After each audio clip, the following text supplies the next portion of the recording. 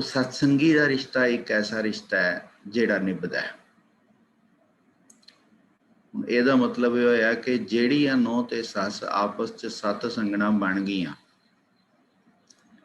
उन्हां दा तां रिश्ता रिश्ता है, बाकी तो फिर सब कुछ उही है जो आपां दुनिया च देखते हैं। सो मोरल ऑफ द स्टोरी आपां इत्थों शुरू किया है कि रिश्ता वो है जिथे सत्संग है।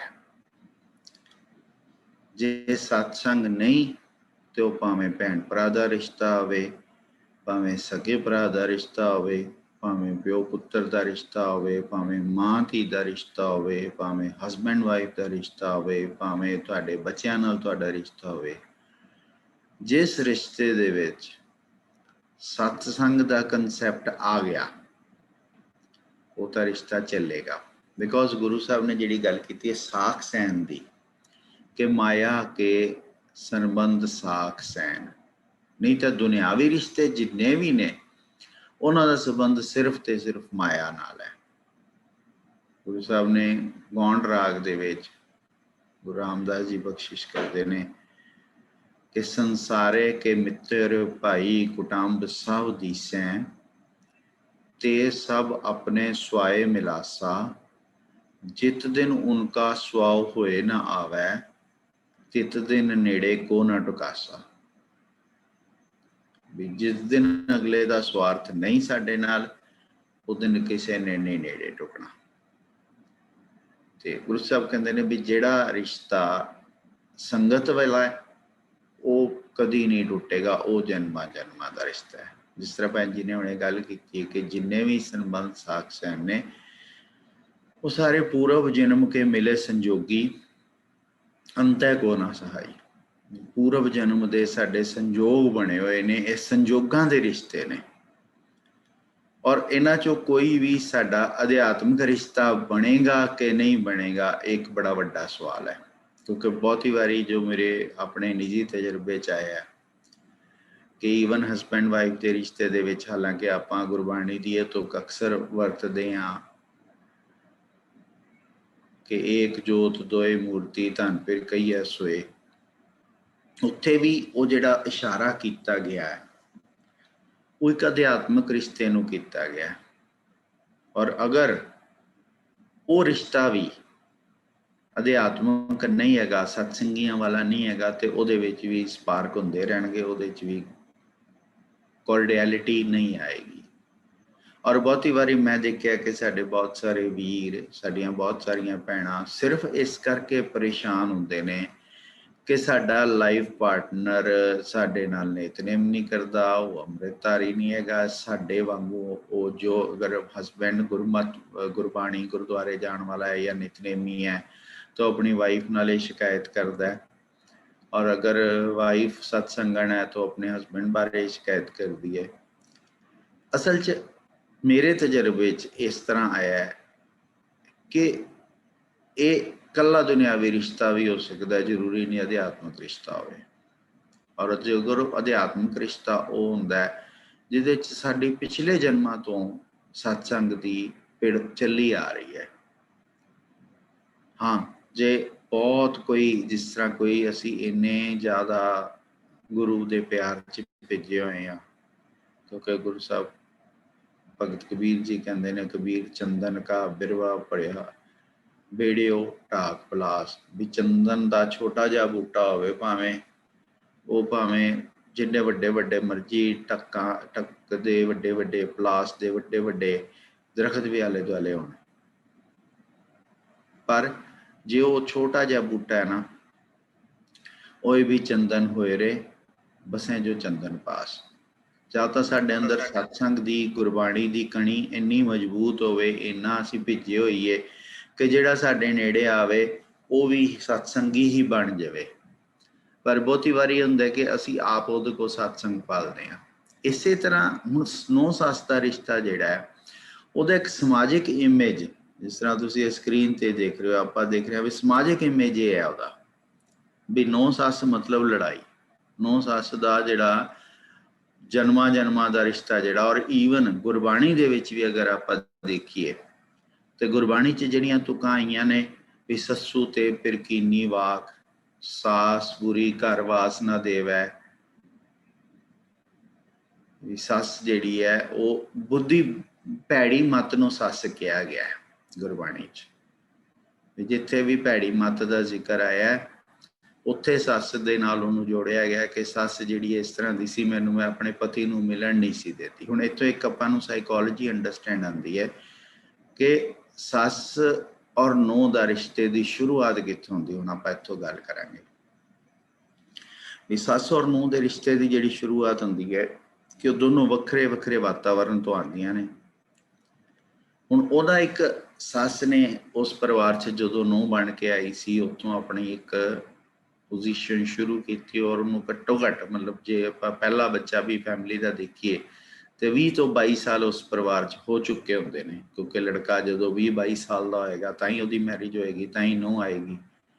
20-22 ਸਾਲਾਂ ਤੋਂ ਉਹ ਜਿਹੜਾ ਉਸ ਪਰਿਵਾਰ ਦੇ ਵਿੱਚ ਰਚੀ ਮਿੱਚੀ ਹੋਈ ਉਹਦਾ ਪਰਿਵਾਰ ਹੈ, ਉਹਦਾ ਆਪਣੇ ਪਰਿਵਾਰ ਨੂੰ ਲੈ ਕੇ ਪੋਜੈਸ਼ਨ ਹੈ, ਉਹਦੇ ਪਰਿਵਾਰ ਪ੍ਰਤੀ ਉਹਦੀਆਂ ਕੁਝ ਜ਼ਿੰਮੇਵਾਰੀਆਂ, ਉਹਨੇ ਪਰਿਵਾਰ ਨੂੰ ਸੰਭਾਲਿਆ ਹੋਇਆ ਹੈ। ਔਰ ਇੱਕ ਜਿਹੜੀ ਨਵੀਂ ਲੜਕੀ ਉਸ ਪਰਿਵਾਰ ਦੇ ਵਿੱਚ ਵਿਆਹ ਕੇ ਆਉਂਦੀ ਹੈ ਨੂੰਹ ਬਣ ਕੇ, ਉਹਦਾ ਜਿਹੜਾ ਉਹ ਐਕਸਪੈਕਟੇਸ਼ਨਸ ਹੁੰਦੀਆਂ ਕਿ ਮੇਰਾ ਹਸਬੈਂਡ ਸਿਰਫ ਮੇਰਾ ਹੋਵੇ। ਹਾਲਾਂਕਿ ਜਿਹੜੀ ਸੱਸ ਹੁੰਦੀ ਹੈ ਉਹਦੀ ਐਕਸਪੈਕਟੇਸ਼ਨ ਹੁੰਦੀ ਹੈ ਕਿ ਮੇਰਾ ਪਰਿਵਾਰ ਜਿੱਦਾਂ ਪਹਿਲਾਂ ਚੱਲ ਰਿਹਾ ਸੀ ਇਹ ਨਵੀਂ ਆਈ ਉਹਦੇ ਵਿੱਚ ਰਚ ਮਿਚ ਜਾਵੇ। ਸੋ ਆਮ ਤੌਰ ਤੇ ਆਪਾਂ ਇਸ ਚੀਜ਼ ਨੂੰ ਇਨਵੈਸਟ ਕਰਨ ਦੀ ਥਾਂ ਤੇ, ਕਿਉਂਕਿ ਮੋਸਟਲੀ ਅਸੀਂ ਅੱਜ ਅਗਰ ਸਾਡੇ ਕੋਲ ਮਕਾਨ ਹੈ ਤਾਂ ਅਸੀਂ ਕੁਝ ਥੋੜ੍ਹੇ ਪੈਸੇ ਜੋੜ ਕੇ ਮਕਾਨ ਬਣਾਇਆ ਹੈ। ਜੇ ਅੱਜ ਕੋਈ ਸਾਡਾ ਦਰਖਤ ਲੱਗਾ ਆ ਤੇ ਉਹਨੂੰ ਪਾਲ ਕੇ ਵੱਡਾ ਕੀਤਾ ਹੈ। ਪਰ ਇਹ ਇੱਕ ਐਸਾ ਰਿਸ਼ਤਾ ਹੈ ਜਦੋਂ ਪਲਿਆ ਪਲਾਇਆ ਬੱਚਾ ਆਉਂਦਾ ਹੈ ਤੇ ਉਹਦੇ 'ਚ ਫਿਰ ਦੂਸਰੀ ਵੱਡੀ ਗਲਤੀ ਕਿਹੜੀ ਹੁੰਦੀ ਹੈ ਕਿ ਇੱਕ ਸੈਕਿੰਡ ਹੋਲਡ ਕਰਨਾ ਹੈ, ਇੱਕ ਸੈਕਿੰਡ ਹੋਲਡ ਕਰਨਾ ਪਲੀਜ਼।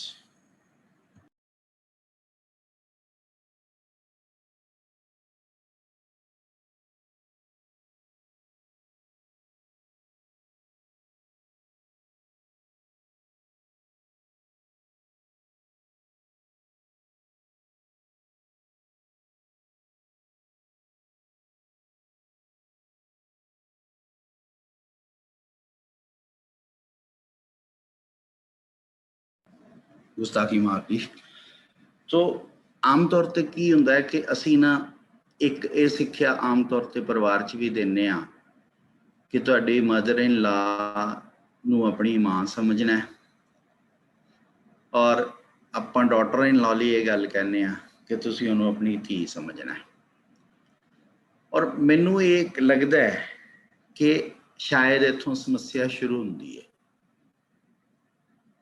ਕਿਉਂਕਿ ਮਾਂ ਹੁਣ ਜਿਸ ਤਰ੍ਹਾਂ ਇੱਕ ਸਟਾਇਰ ਹੀ ਹੈ ਕਿ ਮੈਨੂੰ ਇਹ ਲੜਕੀ ਕਹਿ ਰਹੀ ਹੈ ਕਿ ਸੱਸ ਇਦਾਂ ਦੀ ਚਾਹੀਦੀ ਹੈ ਜਿਹੜੀ ਇੱਜ਼ਤ ਵਾਲੀ ਕਰਨਾ ਹੈ, ਤੇ ਬੇਇੱਜ਼ਤੀ ਦਾ ਮੰਮੀ ਵੀ ਬਹੁਤ ਕਰਦੀ ਹੈ। ਕਹਿਣ ਤੋਂ ਭਾਵ ਕੀ ਹੈ ਕਿ ਜਦੋਂ ਅਸੀਂ ਕੰਪੇਅਰ ਕਰਦੇ ਹਾਂ ਦੋ ਰਿਸ਼ਤਿਆਂ ਨੂੰ, ਉਹ ਨੈਗੇਟਿਵ ਅਦਰ ਸੈਂਸ 'ਚ ਵੀ ਹੋ ਸਕਦਾ ਹੈ।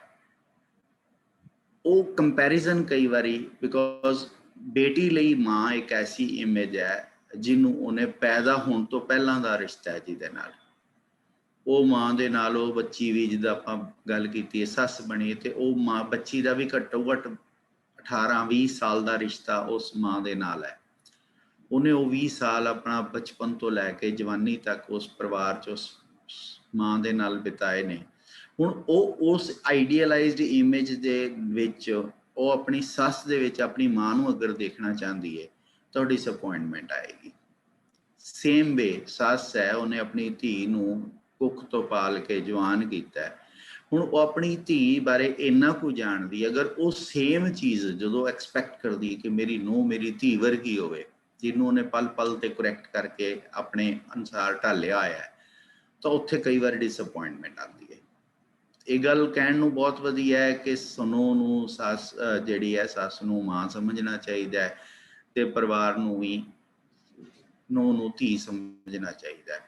ਇੱਕ ਆਈਡੀਅਲਾਈਜ਼ ਸਟੇਟਮੈਂਟ ਹੈ, ਬਟ ਪ੍ਰੈਕਟੀਕਲੀ ਕੀ ਹੁੰਦਾ ਹੈ ਕਿ ਜਦੋਂ ਅਸੀਂ ਉਹ ਆਈਡੀਅਲ ਇਮੇਜ ਨੂੰ ਫਿੱਟ ਕਰਨ ਦੀ ਕੋਸ਼ਿਸ਼ ਕਰਦੇ ਹਾਂ ਉਹ ਨਹੀਂ ਹੁੰਦੀ ਤਾਂ ਡਿਸਅਪੁਆਇੰਟਮੈਂਟ ਹੁੰਦੀ ਹੈ। ਔਰ ਕਈ ਰਿਸ਼ਤੇ ਸਿਰਫ ਇਸ ਕਰਕੇ ਜਿਹੜੇ ਨੇ ਉਹ ਡਿਸਟਰਬੈਂਸ ਵਾਲੇ ਪਾਸੇ ਚਲੇ ਜਾਂਦੇ ਨੇ।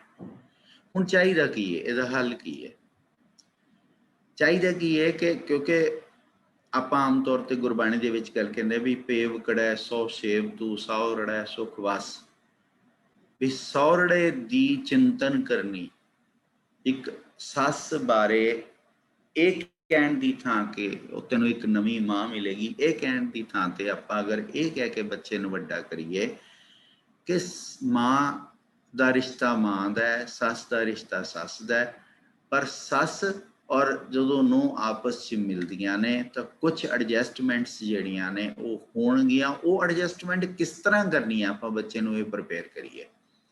ਔਰ ਮੈਂ ਤਾਂ ਇਹ ਪ੍ਰਪੋਜ਼ ਕਰਦਾ ਕਿ ਸਾਡੇ ਸਪੈਸ਼ਲ ਸੈਸ਼ਨਸ ਲੱਗਣੇ ਚਾਹੀਦੇ ਨੇ, ਰਾਈਟ। ਜਿੱਦਾਂ ਅਸੀਂ ਬੱਚੇ ਨੂੰ ਅਡਲਟ ਐਜੂਕੇਸ਼ਨ ਦੀ ਸਿੱਖਿਆ ਦੇਣੀ ਸਾਡਾ ਫਰਜ਼ ਹੈ, ਉਸੇ ਤਰ੍ਹਾਂ ਜਿਹੜੀਆਂ ਨੌਜਵਾਨ ਬੱਚੀਆਂ ਸਤਸੰਗ 'ਚ ਆਉਂਦੀਆਂ ਨੇ, ਇਹ ਸੈਸ਼ਨਸ ਉਹਨਾਂ ਨੇ ਜਦੋਂ ਉਹ ਪ੍ਰਪੇਅਰ ਹੋ ਗਈ ਆ ਉਸ ਤੋਂ 1 ਜਾਂ 2 ਜਾਂ 3 ਸਾਲ ਪਹਿਲਾਂ, ਉਹਦੇ ਸਪੈਸ਼ਲ ਸੈਸ਼ਨ ਸ਼ੁਰੂ ਹੋਣੇ ਚਾਹੀਦੇ ਨੇ ਕਿ ਤੂੰ ਆਪਣੇ ਇਨਲਾਜ਼ ਫੈਮਿਲੀ ਦੇ ਵਿੱਚ ਕਿਸ ਤਰ੍ਹਾਂ ਐਡਜਸਟ ਕਰਨਾ ਹੈ।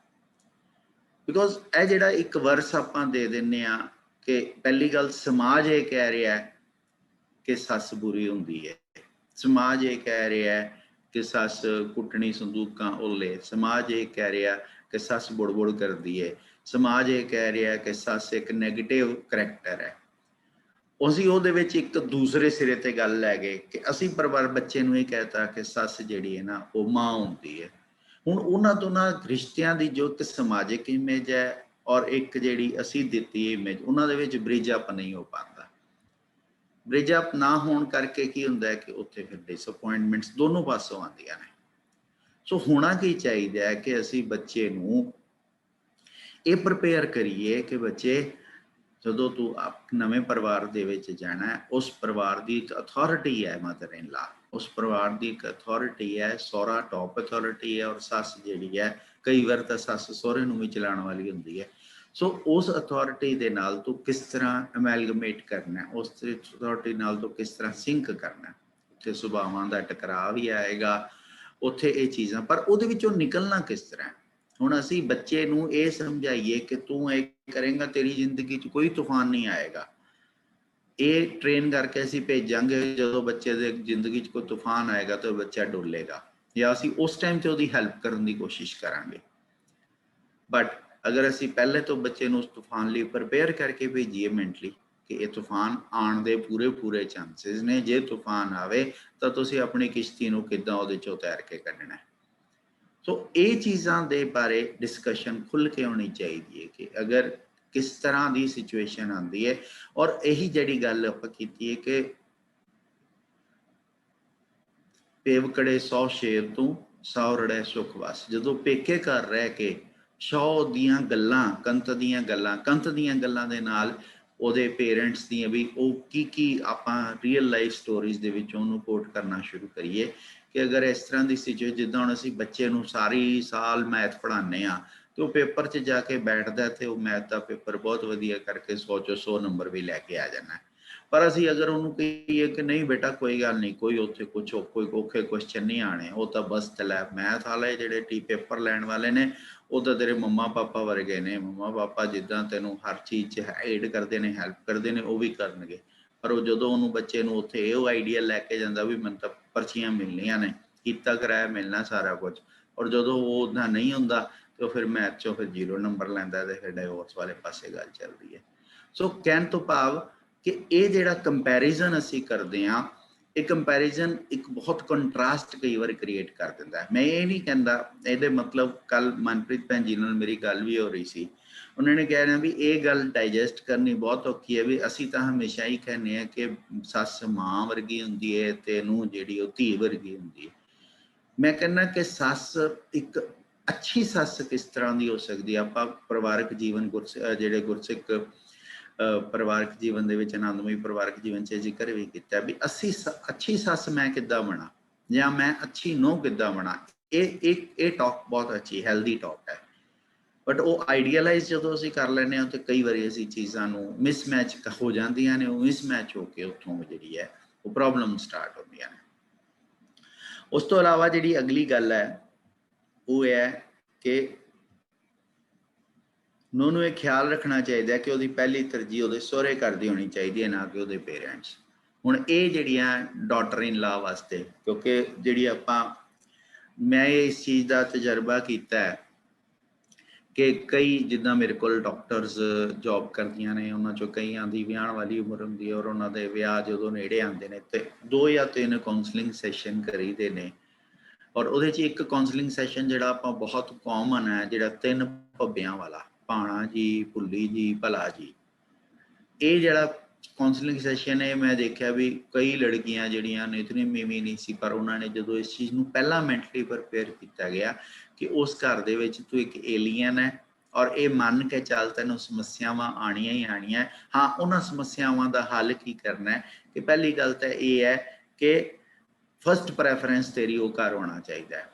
ਮੈਨੂੰ ਯਾਦ ਹੈ ਜਦੋਂ ਸਾਡਾ ਰਿਸ਼ਤਾ ਆਇਆ ਸੀ, ਜਿਨ੍ਹਾਂ ਨੇ ਸਾਡਾ ਰਿਸ਼ਤਾ ਕਰਾਇਆ ਉਹਨਾਂ ਨੇ ਮੇਰੇ ਜਦੋਂ ਇਨਲਾਜ਼ ਵਾਲੇ ਪਾਸੇ ਗਏ, ਉਹ ਅੰਕਲ ਜੀ ਸੀ, ਉਹ ਕਹਿੰਦੇ ਵੀ ਅਸੀਂ ਨਾ ਤੁਹਾਡੀ ਕੁੜੀ ਨੂੰ 1 ਸਾਲ ਭੇਜਣਾ ਨਹੀਂ ਵਾਪਸ ਤੇ ਤੁਹਾਡਾ ਕੰਟੈਕਟ ਨਹੀਂ ਹੋਏਗਾ, ਤੁਹਾਨੂੰ ਮਨਜ਼ੂਰ ਹੈ ਤਾਂ ਤੁਸੀਂ ਰਿਸ਼ਤਾ ਕਰ ਦਿਓ। ਉਹ ਬੜੇ ਹਿੱਲ ਗਏ ਵੀ ਲੈ ਸਾਡੀ ਕੁੜੀ ਤੇ ਤਾਂ ਪਾਬੰਦੀ ਲਾਣਗੇ, ਆਣ ਨਹੀਂ ਦੇਣਗੇ। ਜਦੋਂ ਗੱਲ ਉਹਨਾਂ ਨੇ ਉਹ ਗੱਲ ਨੂੰ ਐਕਸੈਪਟ ਕੀਤਾ ਵੀ ਠੀਕ ਹੈ ਜੀ, ਅਸੀਂ ਕੁੜੀ ਦੇਣੀ ਹੈ, ਤੁਹਾਡੀ ਮਰਜ਼ੀ ਹੈ, ਤੁਸੀਂ ਮਿਲਣ ਦਿਓਗੇ ਕਿ ਨਹੀਂ ਮਿਲਣ ਦਿਓਗੇ। ਔਰ ਉਹ ਜਿਹੜਾ 1 ਸਾਲ ਦਾ ਸਮਾਂ ਹੁੰਦਾ, ਹਾਲਾਂਕਿ ਇਸ ਤਰ੍ਹਾਂ ਦਾ ਕੁਝ ਵੀ ਨਹੀਂ ਹੋਇਆ, ਪਰ ਅਗਰ ਪੇਰੈਂਟਸ ਨਾਲ ਇਹ ਗੱਲ ਕੀਤੀ ਗਈ, ਔਰ ਕਈ ਬਹੁਤ ਸਾਰੇ ਪੇਰੈਂਟਸ ਹੁੰਦੇ ਨੇ ਉਹ ਇਸੇ ਗੱਲ ਤੇ ਰਿਐਕਟ ਕਰ ਲਿਆ, ਇਹ ਕੋਈ ਗੱਲ ਹੈ, ਅਸੀਂ ਕੋਈ ਕੁੜੀ ਦੇਣੀ ਹੈ, ਅਸੀਂ ਕੋਈ ਗੁਲਾਮ ਥੋੜੀ ਬਣਾ ਕੇ ਭੇਜਣੀ ਹੈ ਤੁਹਾਡੀ। ਪਰ ਉਹ ਇੱਕ ਬਹੁਤ ਹੈਲਦੀ ਵਰਸ ਸੀ ਸੁਸਾਇਟੀ ਦੇ ਵਿੱਚ ਵੀ ਸਿਰਫ ਕੁੜੀ ਜਿਹੜੀ ਹੈ ਜੀ ਸਾਉਣ ਦੇ ਮਹੀਨੇ ਥੋੜੀ ਦੇਰ ਲਈ ਪੇਰੈਂਟਸ ਕੋਲ ਜਾਏਗੀ।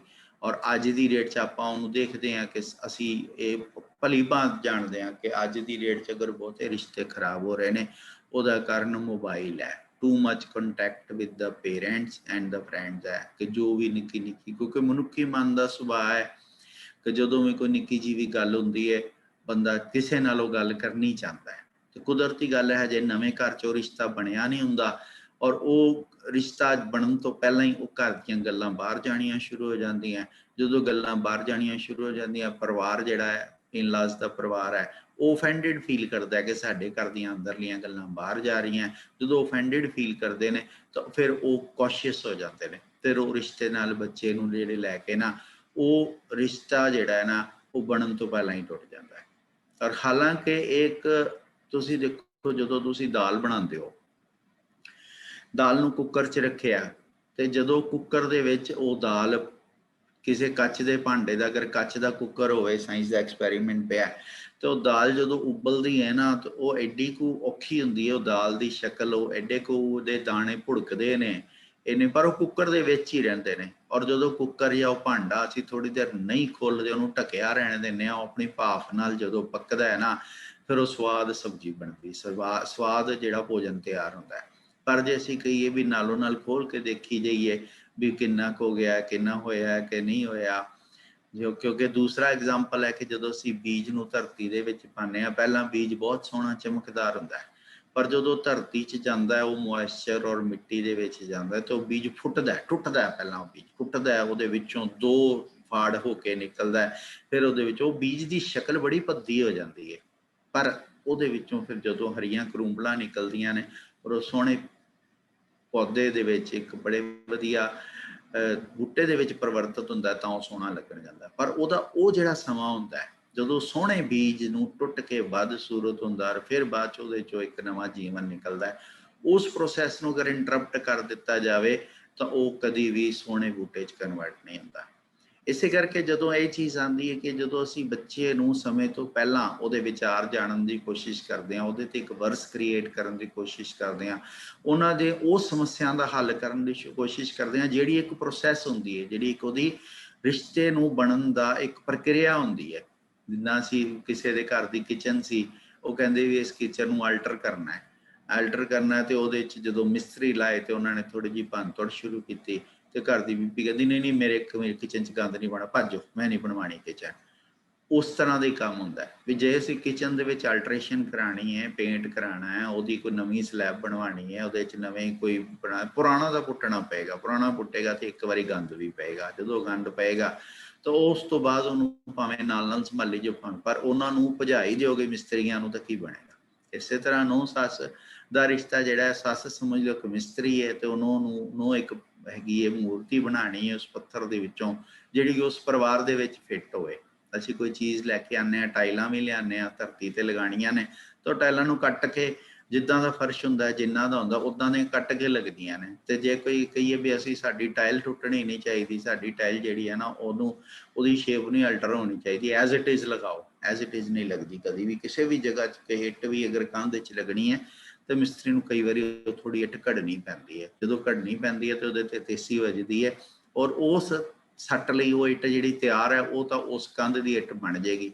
ਤੇ ਜਿਹੜੀ ਇੱਟ ਇਹ ਜਿੱਦ ਕਰੇ ਕਿ ਨਹੀਂ ਮੈਂ ਟੁੱਟ ਜਾਵਾਂਗੀ ਪਰ ਮੇਰੀ ਨੁੱਕਰ ਨਹੀਂ ਛਾਂਗਣੀ ਤੁਸੀਂ, ਜੇ ਮੇਰੀ ਨੁੱਕਰ ਛਾਂਗੀ ਤਾਂ ਮੈਂ ਨਹੀਂ ਫਿਰ ਨਹੀਂ ਮੈਂ ਲੱਗਦੀ, ਉਹ ਇੱਟ ਕਦੀ ਵੀ ਕੰਧ ਦਾ ਹਿੱਸਾ ਨਹੀਂ ਬਣੇਗੀ, ਉਹ ਕਿਨਾਰੇ ਭਾਵੇਂ ਪਈ ਰਹੇ। ਸੋ ਇਹ ਚੀਜ਼ ਜਿਹੜੀ ਹੈ ਕਿ ਉਹਦੀ ਫਸਟ ਪ੍ਰੈਫਰੈਂਸ ਜਿਹੜੀ ਹੈ ਉਹ ਆਪਣਾ ਇਨਲਾਸ ਪਰਿਵਾਰ ਹੋਣਾ ਚਾਹੀਦਾ, ਨਾ ਕਿ ਉਹਦੇ ਪੇਰੈਂਟਸ। ਹੁਣ ਸੱਸ ਲਈ ਵੀ ਇੱਕ ਹੈਗਾ ਕਿ ਵਿਆਹ ਤੋਂ ਬਾਅਦ ਸੱਸ ਨੂੰ ਕੀ ਚਾਹੀਦਾ ਕਿ ਆਪਣੇ ਬੇਟੇ ਨੂੰ ਕੰਟਰੋਲ 'ਚ ਕਰਨ ਦੀ ਬਜਾਏ, ਆਮ ਤੌਰ 'ਤੇ ਤੀਸਰਾ ਜਿਹੜਾ ਕਾਰਨ ਵੱਡਾ ਕਾਰਨ ਹੁੰਦਾ ਹੈ ਇਹਨਾਂ ਰਿਸ਼ਤਿਆਂ ਦੇ ਖਰਾਬ ਹੋਣ ਦਾ, ਇਹ ਹੁੰਦਾ ਕਿ ਨੂੰਹ ਔਰ ਸੱਸ ਦੇ ਵਿੱਚ ਸਭ ਤੋਂ ਵੱਡੇ ਝਗੜੇ ਦਾ ਕਾਰਨ ਕੀ ਹੈ ਕਿ ਸੱਸ ਚਾਹੁੰਦੀ ਕਿ ਮੇਰਾ ਬੱਚਾ ਜਿੱਦਾਂ ਪਹਿਲਾਂ ਮੇਰਾ ਕਹਿਣਾ ਮੰਨਦਾ ਸੀ, ਮੈਂ ਉਹਦੇ ਲਈ ਮੋਸਟ ਇੰਪੋਰਟੈਂਟ ਪਰਸਨੈਲਿਟੀ ਸੀ, ਉਹ ਹੁਣ ਵੀ ਰਵਾਂ। ਪਰ ਜਦੋਂ ਨਵੀਂ ਨੂੰਹ ਆਈ ਹੁੰਦੀ ਹੈ, ਜਵਾਨੀ ਦਾ ਸਮਾਂ ਹੁੰਦਾ ਹੈ, ਬੇਟੇ ਦੀ ਅਟਰੈਕਸ਼ਨ ਨੂੰਹ ਵੱਲ ਵੀ ਹੁੰਦੀ ਹੈ, ਔਰ ਉਹਦੇ ਕਾਰਨ ਦੇ ਵਿੱਚ ਮਦਰਸ, ਮੈਨੂੰ ਯਾਦ ਹੈ ਵੀ ਬਹੁਤ ਸਾਰੇ ਪਰਿਵਾਰਾਂ 'ਚ ਦੇਖਿਆ ਕਿ ਨੂੰਹਾਂ ਨੂੰ ਇਹ ਕੰਟਰੋਲ ਹੀ ਨਹੀਂ ਦੇਣਾ ਕਿ ਆਪਣੇ ਬੱਚੇ ਦੀ ਅਲਮਾਰੀ ਉਹਨੂੰ ਦੇਣੀ, ਉਹਨੂੰ ਕਹਿਣਾ ਵੀ ਮੇਰੇ ਕਮਰੇ 'ਚ ਆ ਕੇ ਕੱਪੜੇ ਬਦਲੇਗਾ, ਮੈਂ ਹੀ ਇਹਦੇ ਕੱਪੜੇ ਸੰਭਾਲਾਂਗੀ, ਤੂੰ ਨਹੀਂ ਸੰਭਾਲਣੇ। ਮਤਲਬ ਉਹ ਜਿਹੜਾ ਕੰਟਰੋਲ ਦੀ ਜਿਹੜੀ ਰਜੋ ਗੁਣ ਹੈ, ਜਿਹੜਾ ਖਾਸ ਤੌਰ 'ਤੇ ਜਿਨ੍ਹਾਂ ਦਾ ਸੁਭਾਅ ਰਜੋ ਗੁਣ ਵਾਲਾ ਹੈ ਕਿ ਹਰ ਚੀਜ਼ ਮੇਰੇ ਕੰਟਰੋਲ 'ਚ ਰਵੇ, ਉਹ ਸੱਸਾਂ ਨੂੰ ਨੂੰਹ ਨੂੰ ਪਾਵਰ ਟੇਕ ਆਫ ਕਰਨ 'ਚ ਨੋ ਡਾਊਟ ਇਹ ਗੱਲ ਜ਼ਰੂਰੀ ਹੈ ਕਿ ਅਗਰ ਨੂੰਹ ਆਈ ਹੈ ਤੇ ਜਦੋਂ ਉਹਦੀਆਂ ਕੈਪੇਬਿਲਿਟੀਜ਼ ਦੇਖੀਆਂ ਜਾਣਗੀਆਂ, ਜੇ ਅਸੀਂ ਕਿਸੇ ਪੋਸਟ ਲਈ ਕੋਈ ਨਵਾਂ ਬੰਦਾ ਰੱਖਣਾ ਤੇ ਅਸੀਂ ਪਹਿਲਾਂ ਉਹਦੀਆਂ ਕੈਪੇਬਿਲਿਟੀਜ਼ ਦੇਖਾਂਗੇ। ਤੇ ਨੂੰਹਾਂ ਨੂੰ ਵੀ ਇਹ ਸਮਝਣਾ ਚਾਹੀਦਾ ਹੈ ਕਿ ਜੇ ਮੈਂ ਇਸ ਘਰ ਨੂੰ ਦੇ ਅੱਗੋਂ ਵੰਸ਼ ਦੀ ਪਾਲਕ ਬਣਨਾ ਹੈ, ਵੀ ਇਸ ਘਰ ਦੀ ਕੁੱਲ ਨੂੰ ਅੱਗੇ ਤੋਰਨਾ ਹੈ, ਔਰ ਇਸ ਘਰ ਦੇ ਵਿੱਚ ਆਉਣ ਵਾਲੇ ਸਮੇਂ ਦੇ ਵਿੱਚ ਉਹਨੇ ਵੀ ਸੱਸ ਬਣਨਾ, ਕੰਟਰੋਲ ਪੈਣਾ, ਪਰ ਉਸ ਕੰਟਰੋਲ ਦੇ ਵਿੱਚ ਆਉਣ ਦੀ ਇੱਕ ਪ੍ਰੋਸੈਸ ਹੈ, ਪਹਿਲੇ ਦਿਨ ਤੋਂ ਕਦੀ ਨਹੀਂ ਹੋਏਗਾ। ਇਸੇ ਤਰ੍ਹਾਂ ਵਿਆਹ ਤੋਂ ਬਾਅਦ ਜੇ ਸੱਸ ਹੈ, ਜੇ ਉਹ ਆਪਣੇ ਬੇਟੇ ਨੂੰ ਕੰਟਰੋਲ 'ਚ ਰੱਖਣ ਦੀ ਕੋਸ਼ਿਸ਼ ਕਰਦੀ ਹੈ ਤਾਂ ਉੱਥੇ ਸਮੱਸਿਆਵਾਂ ਦੀ, ਇਹਦੀ ਥਾਂ 'ਤੇ ਅਗਰ ਉਹਨੂੰ ਆਪਣੀ ਜਗ੍ਹਾ ਦੇ ਕੇ ਛੋਟੇ ਛੋਟੇ ਮਾਮਲਿਆਂ ਜ਼ਿੰਦਗੀ 'ਚ ਦਖਲ ਅੰਦਾਜ਼ੀ ਨਾ ਕਰੇ, ਵੀ ਚੱਲ ਕਿੰਨੇ ਵਜੇ ਸੌਂ ਕੇ ਉੱਠ ਰਹੇ ਨੇ, ਕਿੰਨੇ ਵਜੇ ਘਰੇ ਨੇ, ਗਏ ਨੇ, ਆਏ ਨੇ, ਥੋੜ੍ਹੇ ਦਿਨਾਂ ਦੀ ਗੱਲ ਹੈ, ਅਖੀਰ 'ਤੇ ਉਸ ਲੜਕੀ ਨੇ ਤੁਹਾਡੇ ਘਰ ਦੇ ਵਿੱਚ ਸਮਾਈ ਜਾਣਾ। ਪਰ ਉਹ ਪਹਿਲੀ ਦੂਜੀ ਵਾਰੀ ਹੀ ਉਹਨੂੰ ਕਹਿਣਾ ਨਹੀਂ ਇਹਨਾਂ ਦੀਆਂ ਆਦਤਾਂ ਵਿਗੜ ਜਾਣਗੀਆਂ, ਇਹਨਾਂ ਨੂੰ ਅਸੀਂ ਕੁਝ ਨਹੀਂ ਕਰਨ ਦੇਣਾ, ਇਹਨਾਂ ਨੂੰ ਕਹੇ ਅਸੀਂ ਤਾਂ ਜਦੋਂ ਆਏ ਸੀ ਅਸੀਂ ਤਾਂ ਹਮੇਸ਼ਾ ਸਿਰ ਢੱਕ ਕੇ ਰੱਖਦੇ ਸੀ, ਅਸੀਂ ਤਾਂ ਜਦੋਂ ਆਏ ਸੀ ਅਸੀਂ ਤਾਂ ਪਹਿਲੇ ਦਿਨ ਹੀ ਕਿਚਨ ਦਾ ਕੰਮ ਕਰਨ ਲੱਗ ਗਏ ਸੀ, ਅਸੀਂ ਤਾਂ ਜਦੋਂ ਇਸ ਘਰ 'ਚ ਆਏ ਸੀ ਅਸੀਂ ਤਾਂ ਪਹਿਲੇ ਦਿਨ ਤੋਂ ਹੀ ਸਵੇਰੇ ਸਵੇਰੇ ਉੱਠ ਕੇ ਸਾਰਿਆਂ ਵਾਸਤੇ ਚਾਹ ਬਣਾਉਂਦੇ ਸੀ। ਤੁਹਾਡਾ ਜ਼ਮਾਨਾ, ਤੁਹਾਡਾ ਸਮਾਂ ਹੋਰ ਸੀ। ਉਹ ਜਿਹੜੀ ਨਵੀਂ ਲੜਕੀ ਆਈ ਹੈ ਉਹਨੂੰ ਥੋੜ੍ਹਾ ਜਿਹਾ ਜਦੋਂ ਸਪੇਸ ਦਿਓਗੇ, ਉਹਨੂੰ ਜਦੋਂ ਸਪੇਸ ਦਾਂਗੇ ਔਰ ਉਹਨਾਂ ਦੀ ਲਾਈਫ ਨੂੰ ਦਖਲ ਅੰਦਾਜ਼ੀ ਨਹੀਂ ਕਰਾਂਗੇ ਤਾਂ ਉਹ ਸਾਡੇ ਲਈ ਰਿਸਪੈਕਟ ਦਾ ਕਾਰਨ ਬਣੇਗਾ, ਨਾ ਕਿ ਸਾਨੂੰ ਬਹੁਤਿਆਂ ਨੂੰ ਇਹ ਇਨਸਿਕਿਉਰਿਟੀ ਹੋ ਜਾਂਦੀ ਵੀ ਜੇ ਅਸੀਂ ਹੁਣੇ ਨਾ ਟੋਕਿਆ ਤੇ ਬਾਅਦ 'ਚ ਇਹ ਕਿਤੇ ਆਊਟ ਆਫ ਕੰਟਰੋਲ ਨਾ ਹੋ ਜਾਏ, ਜਾਂ ਬਾਅਦ 'ਚ ਫਿਰ ਆਪ ਉਧਰੀ ਨਾ ਹੋ ਜਾਏ। ਉਹ ਆਪ ਉਧਰੀ ਹੋਣ ਦੀ ਥਾਂ 'ਤੇ ਪਰਿਵਾਰ ਹੀ ਟੁੱਟ ਜਾਂਦਾ ਹੈ। ਇੱਕ ਵਾਰੀ ਥੋੜਾ ਸਪੇਸ ਦਿਓ, ਅੰਡਰਸਟੈਂਡ ਕਰੋ ਆਪਣੀ ਬੇਟੀ ਨੂੰ, ਡਾਟਰ ਇਨ ਲਾ ਨੂੰ, ਉਹਦਾ ਸੁਭਾਅ ਕੀ ਹੈ, ਕੀ ਉਹ ਵਾਕਈ ਉਹਦਾ ਸੁਭਾਅ ਹੈ, ਜੇ ਉਹਦਾ ਸੁਭਾਅ ਨਾਲ ਰਹਿਣ ਵਾਲਾ ਤੇ ਉਹ ਜ਼ਰੂਰ ਤੁਹਾਡੇ ਨਾਲ ਰਹੇਗੀ, ਜੇ ਨਹੀਂ ਨਾਲ ਰਹਿਣ ਵਾਲਾ ਤੇ ਤੁਸੀਂ ਜਿੰਨਾ ਮਰਜ਼ੀ ਜ਼ੋਰ ਲਾ ਲਓ ਉਹਨੇ ਅਲੱਗ ਹੋਣ ਦਾ ਕੋਈ ਨਾ ਕੋਈ ਬਹਾਨਾ ਲੱਭ ਹੀ ਲੈਣਾ। ਤੇ ਉਹਨਾਂ ਨੂੰ ਆਪਣੇ ਛੋਟੇ ਛੋਟੇ ਫੈਸਲੇ ਲੈਣ ਦਿਓ ਵੀ ਚਲੋ ਠੀਕ ਹੈ, ਜੇ ਉਹ ਜਾਣਾ ਚਾਹੁੰਦੇ ਨੇ ਠੀਕ ਹੈ, ਸਾਨੂੰ ਦੱਸ ਕੇ ਚਲੇ ਜਾਓ, ਪਰ ਕੋਈ ਗੱਲ ਨਹੀਂ, ਜਦੋਂ ਤੁਸੀਂ ਇਹ ਫਰੀਡਮ, ਜੇ ਥੋੜੀ ਜਿਹੀ ਲਿਬਰਟੀ ਦਿਓਗੇ ਤਾਂ ਉਹ ਬੱਚੀ ਦੀ ਤੁਹਾਡੇ ਲਈ ਰਿਸਪੈਕਟ ਬਹੁਤ ਵੱਧ ਜਾਏਗੀ। ਔਰ ਬੇਟੇ ਨੂੰ ਵੀ ਇਹ ਯਾਦ ਕਰ ਲੈਣਾ ਚਾਹੀਦਾ ਕਿ ਜਿੱਦਾਂ ਉਹ ਆਪਣੀ ਮਾਂ ਨੂੰ ਇੰਪੋਰਟੈਂਸ ਦਿੰਦਾ ਉਸ ਤਰ੍ਹਾਂ ਆਪਣੀ ਡਾਟਰ ਨੂੰ ਵੀ ਦੇ। ਜੇ ਬੱਚਾ ਆਪਣੀ ਨੂੰਹ ਨੂੰ, ਆਪਣੀ ਵਾਈਫ ਨੂੰ ਥੋੜ੍ਹੀ ਜਿਹੀ ਇੰਪੋਰਟੈਂਸ ਦਿੰਦਾ ਤੇ ਮਦਰ ਨੂੰ ਅਫੈਂਡ ਨਹੀਂ ਹੋਣਾ ਚਾਹੀਦਾ, ਔਰ ਜੇ ਬੱਚੀ ਨੂੰ ਇਹ ਸਮਝਣਾ ਚਾਹੀਦਾ ਕਿ ਜੋ ਆਪਣੇ ਮਦਰ ਨੂੰ ਇੰਪੋਰਟੈਂਸ ਦੇ ਰਿਹਾ ਤਾਂ ਉਹ ਵੀ ਅਫੈਂਡ ਹੋਣ ਦੀ, ਰਿਐਕਟ ਹੋਣ ਦੀ ਬਜਾਏ ਉਸ ਚੀਜ਼ ਨੂੰ ਅੰਡਰਸਟੈਂਡ ਕਰੇ। ਤੀਸਰੀ ਹੈ ਕਿ ਸੱਸ ਨੂੰ ਨੂੰਹ ਦੀ ਮਾਮੂਲੀ ਗਲਤੀ ਨੂੰ ਨਜ਼ਰ ਅੰਦਾਜ਼ ਕਰਨਾ ਚਾਹੀਦਾ ਹੈ।